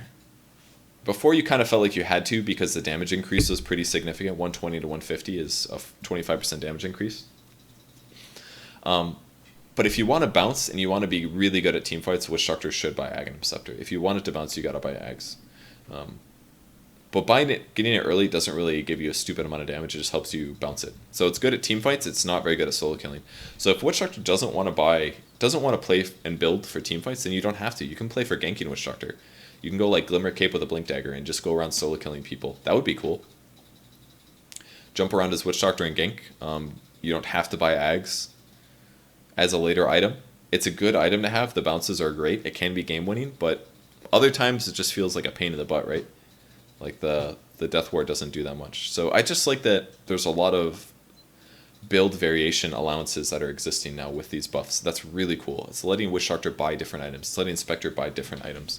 You don't have to buy the same old items. The build is not so good that it's core. And I think that's a good change to power creep, I guess. Lets you build different ways. You don't have to just build the one good way. Wraith King base damage increased by 7. This is a really big difference. Wraith King's base damage is actually awful. I think it was like 43 to like 46 or something. So increase of 7 is massive, especially when you start critting on that. It ends up adding up by quite a lot. Vampiric Aura does not show the healing effect of Wraith King as the Fog of War is invisible to the enemy, which frankly should have been happening the whole time. Oops. And Reincarnation Aghanim Scepter Ally Death delay increased from 5 to 7 seconds, which is I think a nice change. The Ags was actually not very good. And the Wraith Aura now remains active during Reincarnation. So I didn't realize it didn't do that. So while Wraith... Oh, that's right, because while Wraith King was dead, he'd be off the map for like 4 seconds, and then his allies might die, and they wouldn't get the eggs. So I think that's important. That should have existed on the last patch, I think. Items. Following target unit items are now like bottles, self-cast by default, and target cast with control. So just consistency, Mango, Healing Salve, and Clarity Potion can now be transferred that way. Aegis of the Immortal. Aegis now provides temporary ground vision near the death area while reincarnating. This is important because whenever you have Aegis and you'd be respawning, your teammates weren't there, you wouldn't know whether or not to BKB or how much to panic. If your opponents are saying to kill you a second time, if they ran away, stuff like that. So now your opponents will have that vision. Bloodstone getting nerfed. Respawn time reduction reduced from 4 per charge to 3 per charge. So that means if somebody has 20 charges and they die, they don't respawn instantly. They'll respawn a little bit less. They'll have 60 seconds less instead of 80. So it basically means that people that die rapidly will come back a little bit slower, which is good because Storms, it's basically another nerf to Storm. Or other people that buy a lot of Bloodstones, like Leshrac, for example, they basically would just come back so fast. It was really obnoxious. You'd like kill them, and then by the time the fight's over, you're like, oh, they're up in 15 seconds. Now I can't even push because they're going to respawn instantly. It was like, and now it would be like 30 seconds instead of 15, or 25 seconds instead, which gives you time to do stuff, kind of. I like that. No longer reduces gold lost on death at all, which is good, I think, because you would be suiciding and stuff, and you would lose a little bit less gold. Also, it no longer grants vision and experience where its owner died. It did all these random things that didn't really make a lot of sense, and I'm glad that they're removing some of them due to nerfing the item, because they're probably just waiting, like, we can't remove these now because nobody buys Bloodstone. We gotta wait until the heroes that use Bloodstone get overpowered, and then we can make these random obscure things on Bloodstone that we put in like years ago. We can just remove them and take them out of the game. So I'm glad they finally got a chance to do that, because those ones were just kind of random and stupid, and made the text of the item way too confusing. Bottle, health and mana restore reduced from 135.70 to 110.70. So this is a pretty big nerf to the mid lane. It basically means, like, it's a nerf to Bottle Crow, essentially, and TP to refill bottles. What it basically means is that a lot of mid heroes will basically survive in mid, not necessarily because they're good heroes at mid, it's because they're good at farming mid and good at staying alive mid. And if they get low, they refill their bottle by having this support TP mid and refill their bottle, or they have somebody, a courier, fly it out to them, and they basically just consistently bottle spam health. So now they get 330 out of the HP instead of the 405 that you got before. So it's a pretty big reduction in overall HP loss. And it basically means that you have to be winning your mid lane generally to do as well in it. It's really important. So pretty big change there, actually. Crimson Guard recipe cost reduced from 825 to 600. This is fair because Crimson Guard is honestly not a very good item. Diffusal Blade, Purge cooldown reduced from 8 to 0. This one is really big, and this is one of the reasons that they buffed Warlock, because it's mostly a buff to Diffusal Blade and an introduction to even more Purge abilities in the game. Because there's so many things that you can debuff. Again, it's mostly slows.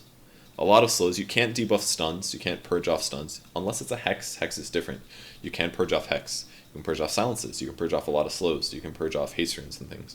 You can slow your opponents with it. So Diffusal Blade is instantly a much better item. It's a much better teamfight item as well. If you buy Diffusal Blade on a Diffusal Blade carrier like Ricky Maru, all of a sudden your teamfight gets way better. You could actually drop a Smoke Cloud and you could Diffusal Blade 2 people under the Smoke Cloud. That's actually pretty good. I didn't think about that yesterday, but I thought about it now. I'm going to talk about it now. So you take a Ricky. You're like, I got Ricky. He sucks at teamfighting, right? Like, why would I ever pick Ricky? But if you're able just to like say, oh, here's an enemy, 2 heroes that are grouped. I'm going to jump on them with my ultimate, get in melee range, drop the cloud, boom, boom, double Diffusal Blade. You're silencing all of a sudden 2 heroes for like 6 seconds. And then as soon as they're about to get off, or as soon as the Diffusal Blade runs out, boom, purge them again. 2 more charges. You're down to 4 charges. You're using your charges really fast. But that's the point of the item. Half the time, you don't even get your charges in need of using Diffusal Blade 2, and you don't want to upgrade it because you don't have Diffusal Blade 2. Give the player that has Diffusal Blade the option to skill cap their Diffusal Blade. It's not on a timer anymore. You say like, oh, I just got slowed, I want to remove that. Oh, I got dusted, I want to remove that. It actually makes it a lot harder as a Ricky to get spotted. If they have two dust, that's fine. You use Diffusal Blade twice. So it kind of forces you to use Diffusal Blade and a Sentry Ward against a Ricky. It's going to make Ricky a lot harder to play against, I feel. But it'll also make the hero a lot better, which I think is needed. And I really like the Diffusal Blade skill cap. If your opponent's global silence your team, you could use Diffusal Blade to remove 5 silences from your team and let your team fight. Think about that. With one 3,300 gold item, you completely counter Silencer.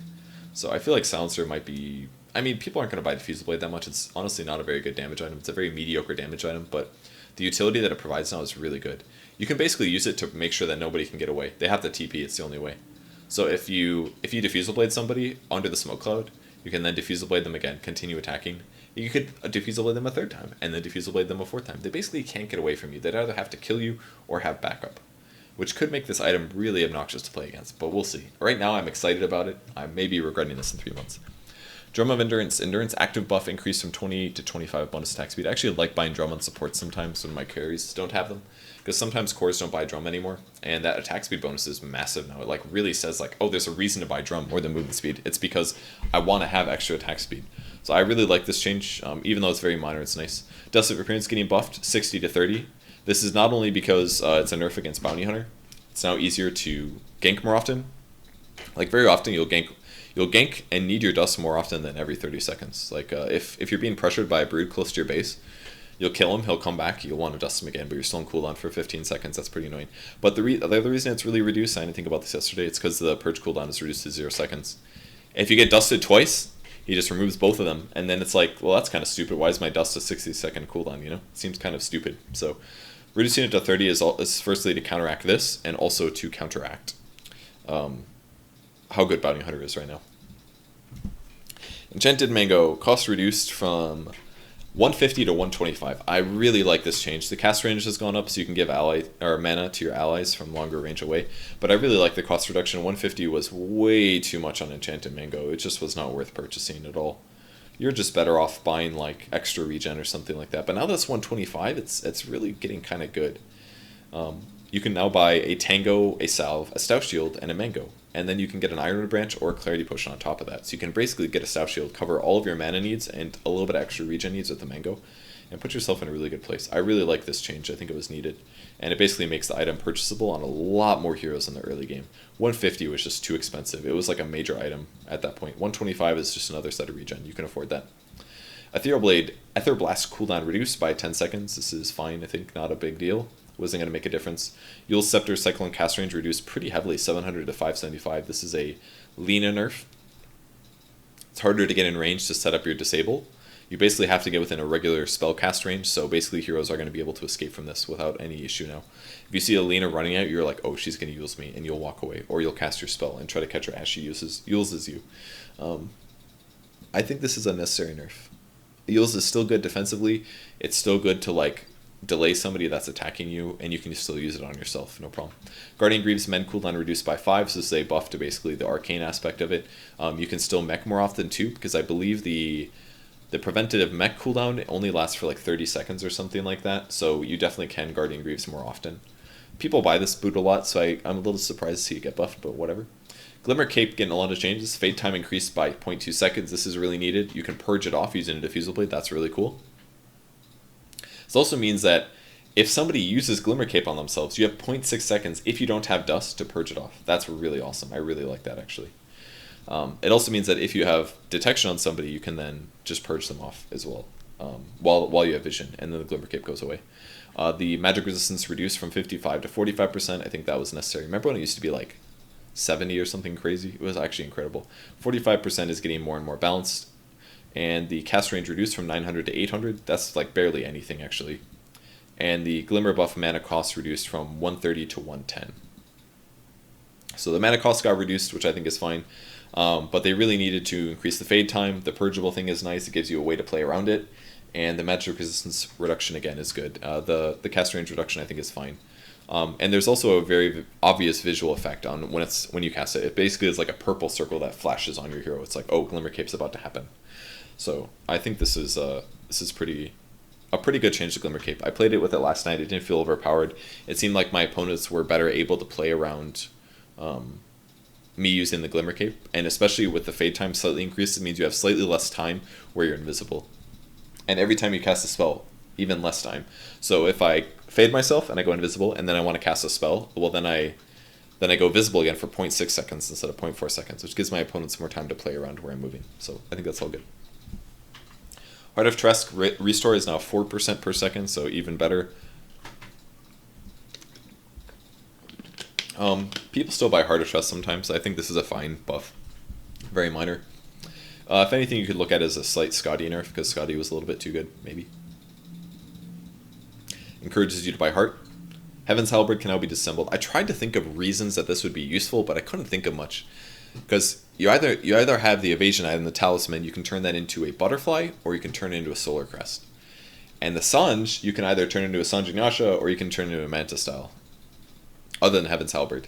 But is there ever a time when you're like, I need to rush Heaven's Halberd and then immediately transition into my Solar Crest? I can't think of much. Maybe if you're playing Huskar, you can be like, Heaven's Halberd rush with Medallion, and then afterwards you can buy Solar Crest, or turn it into a Solar Crest when, I don't know, for various reasons. And then make a Sanjin Yasha out of it. I don't know. It doesn't seem really that good. I didn't really like it. Helm of the Dominator now sets the dominated unit's health to a minimum of 1400. This is a small buff to Helm. You can basically use it to stack a bit better with like a range creep. It's a buff to Clinks as well. You can basically Helm of the Dominator any creep now and then eat it to get the full bonus effect. So if you're doing more of a pushing playstyle with your team with the Clinks, Helm of the Dominator is probably better.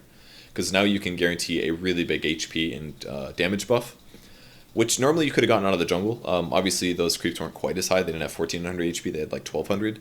But you can like guarantee when pushing on a creep wave that you get a lot of HP instead of having to run back to neutral camp and then back again, or eating just a lane creep, which would be like 700 HP or 900 if you had mega creeps. It wasn't as good. So Helm is going to be a lot better for pushing kind of Clinks. If your team is pushing oriented, it might be good to get Helm. Helm of Iron Will cost reduced by 50, so a little cheaper for Helm. Lotus Orb mana cost reduced to 75, and the Echo Shell cooldown reduced by 2 seconds. I still don't think this item will be used. I still don't think it's very good. It's very situational. It's good against... I mean, there are a lot more Purge things that you can Purge now, but this is more of a defensive one, so it's really only good against some slows, some damage reflections. It's really good against hexes. I think that's the only case it's very, very good. But in almost all cases, there's just better items that you can buy than Lotus Orb. The armor is nice. The HP and mana regen is not very good. I know there's no other item that currently does that, but in most cases, there's other ways to get those things in enough amounts where you don't need to buy a Lotus Orb. So Lotus Orb's kind of bad still. Manta style mirror image range and melee cooldown reduced from 50-35 to 45-30, so Manta's buffed. And the mana cost is pretty severely reduced as well. So this is actually, if anything, a really big buff to Chaos Knight, I would say. He's a hero that doesn't have a big mana pool and couldn't really afford much of using Manta Style. But I actually kind of really like Manta Style on him now, I dare say. Maybe you can make a fast Sanjin Yasha? Can you disassemble Sanjin Yasha? I think you can. make Fast Lunge and Yasha and Chaos Knight, alright? And then you disassemble it into a Manta style and a Sanj. I actually really like that. You know that? I actually really like that. Because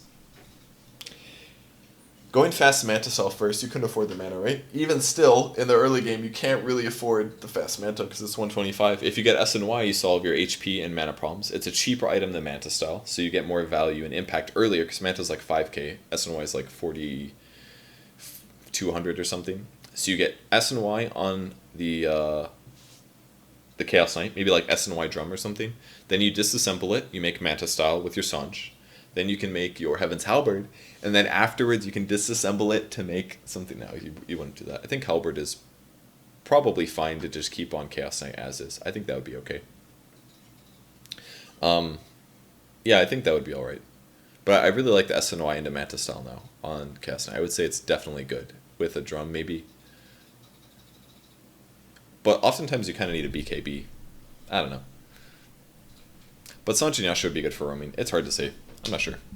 So that's Manta style. Better on low mana heroes, so you can buy it more often, I guess. Medallion of Courage can no longer be targeted on spell immune enemies, and reduces armor values by half against Roshan instead of full. So a nerf to Medallion against Roshan, which is probably the one way you need to be nerfed.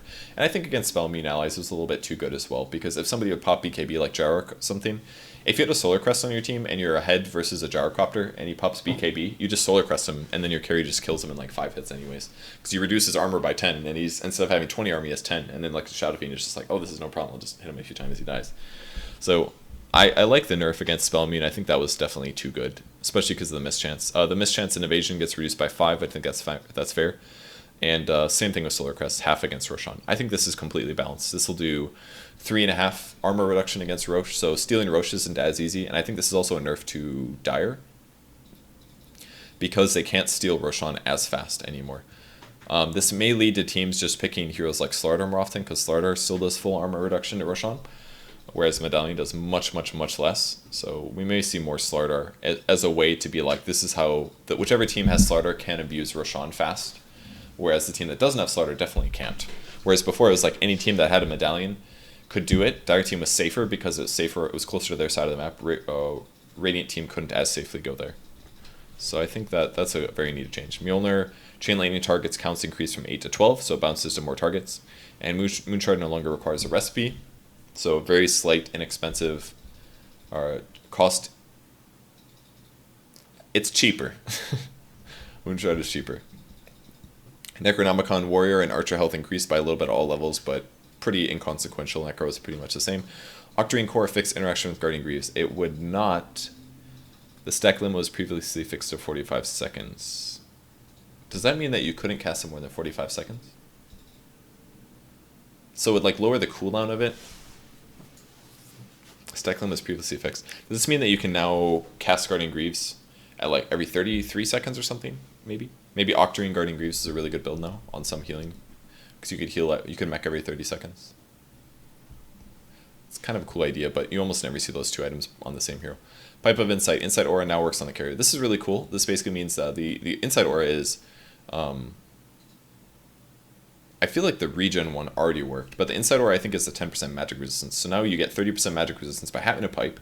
It gives you like 12 HP per second, and now it also gives you an extra 10% because that's that extra insight. So I think a pipe on a hero like Spectre is definitely an option now. If they have very high magic resistance, or if they have very high magic damage and you pick up a pipe, then the damage you take is going to be reflected very heavily.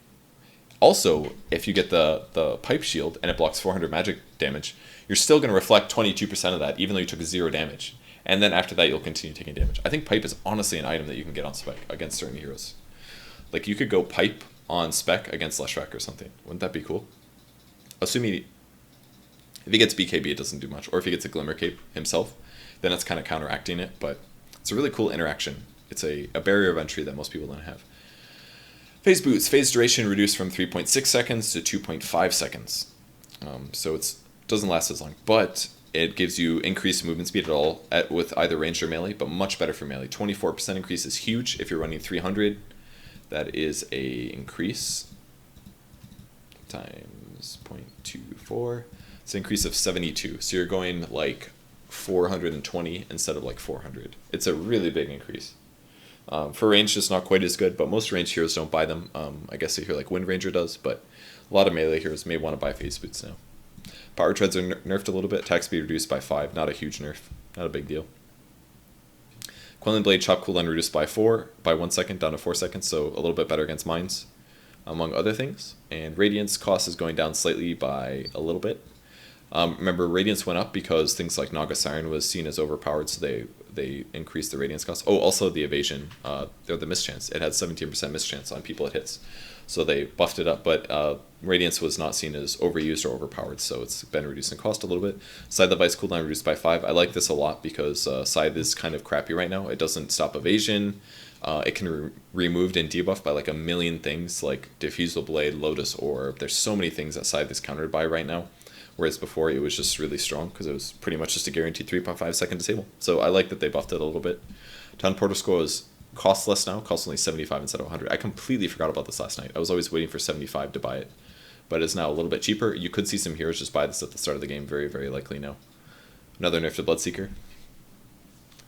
Ring of Health, cost reduced by 25, Voidstone cost reduced by 25, buff to Lotus Orb, buff to Perseverance, buff to Refresher, buff to Lincoln Sphere, very, very small, it's only 50 gold, not a big deal. And Veil of Discord recipe cost also reduced by 200. So Veil is a lot cheaper. It's 250 cheaper. It's like a 2200 gold item now. It's kind of a buff to Venomancer, honestly. There's not a lot of other heroes that buy Veil. I feel like Jakiro could buy Veil because he does so much magic damage. I feel like that would be really cool. There's a lot of options, but I really like this patch. It's a very moderate patch, and I think the reason for that is because it's a very moderate buff or moderate changes because there's a tournament coming up next week. They've got ESL New York, and then within like less than a month after, or it's like a month after, then we have the next major, which is going to be in Frankfurt, the Frankfurt major. So if the patch was too crazy, literally 1 week before the tournament, a lot of the teams would get upset because the qualifier, like basically how ESL 1 goes is how qualifiers go, like how the invites go. If a team owns ESL 1 New York and like wins the whole thing, like Fire or something wins it, then they're going to get a qualifier invite. They will be invited, or they'll get invited to the major maybe. They'll either be invited directly to the qualifier, or they will be directly invited to TI, or not TI, the Frankfurt LAN. So it's important that, even though this tournament isn't important, it's important that the teams are not thrown like a giant wrench and the game is drastically changed. They'll just slightly balance a lot of heroes. We'll get a more significant patch after Frankfurt Major, or some updates as things go on and things will be fixed. That's basically why everything is going on. So if you guys want to see how the patch is changing, I really recommend going to DotaBuff and checking things out. You can do things like heroes, and we can look at trends. We can see what's the big difference. Oh, boom, Terrorblade has a 6% change in win rate. He got huge buffs here. This is actually incredible. Let's see their pick rate. Who's got the biggest change? Terrorblade has a 2% increased pick. There's so many cool things that you can look into. Elder Titan has a huge win rate now, 54%. Outward Devour went up by 3%. Alchemist went up by 3%. Invoker went up massively. Like, all these heroes seem viable. 50% is usually where you want to be. Puck's win rate went up pretty big. I'm surprised Puck is so low. Lich goes up more and more and more. Lone Druid is better. Ricky is even better. Ember Spirit got better. What is better about Ember Spirit? To my knowledge, he was not changed. Some items were changed. I honestly... Phase Boots? I actually am unsure. How did he get buffed? Drum is slightly better. Bloodstone is worse. I mean, Bottle is worse. Maybe that's why, because he can zone his opponents a little bit better. I'm quite unsure. That's an interesting trend. Venomancer is better. Phoenix is better. Death Prophet is better. All these people are going up. Up and up. The one I want to see is the negatives. Like, there's so many cool things that you can look at. Leshrac. Oh, get wrecked, Leshrac. Holy shit. 9.44% reduction. A 9% decrease in his viability. He was at 50%. He was actually starkly overpowered. Like, actually incredibly overpowered here. That is amazing. Get wrecked, Leshrac. I feel good about that. He honestly just does too much damage. You're like, wow, he actually can just do an infinite amount of damage. He is not like any other hero. He actually did way too much. Bloodseeker went down by 7%. That's a huge nerf to him, but I'm cool with that. Storm Spirit got really wrecked. I feel a little bad because 43 is like embarrassing range. But Storm is definitely a lot worse now. Just in the early game. He's still a good late game. Techie's got pretty hit. Man, I love looking at these. I'm surprised PL's... This is really surprising. Like, PL was barely nerfed. It was really not very much. I feel like these numbers are much higher than I expected them to be. Lena goes down. Tusk goes down. A lot of cool, interesting changes. These ones are kind of inconsequential. Stuff like this. Enchantress went down somehow, even though she got better slightly. Very marginally better. A lot of heroes just very marginally changed. Didn't make that big of a difference. Dark Series like, I don't care about mana. It doesn't make any difference. Huh. I'm surprised Earth Spirits changes. Anyways, fucking Dotobus is amazing. I could spend like literally an hours on this. I could look at heroes played, what's their win rate, all these cool things, and you can look at plus as well. You can see like how you do at every hero, stuff like that. Oh, this is like the upgrades. I've already got plus. Okay. Also, if you guys want to talk about the patch, the forums is always a good place to do that. purgegamers.true.io, and then go over to the forum, and boom, lots of things you can talk about. I sometimes talk in here too.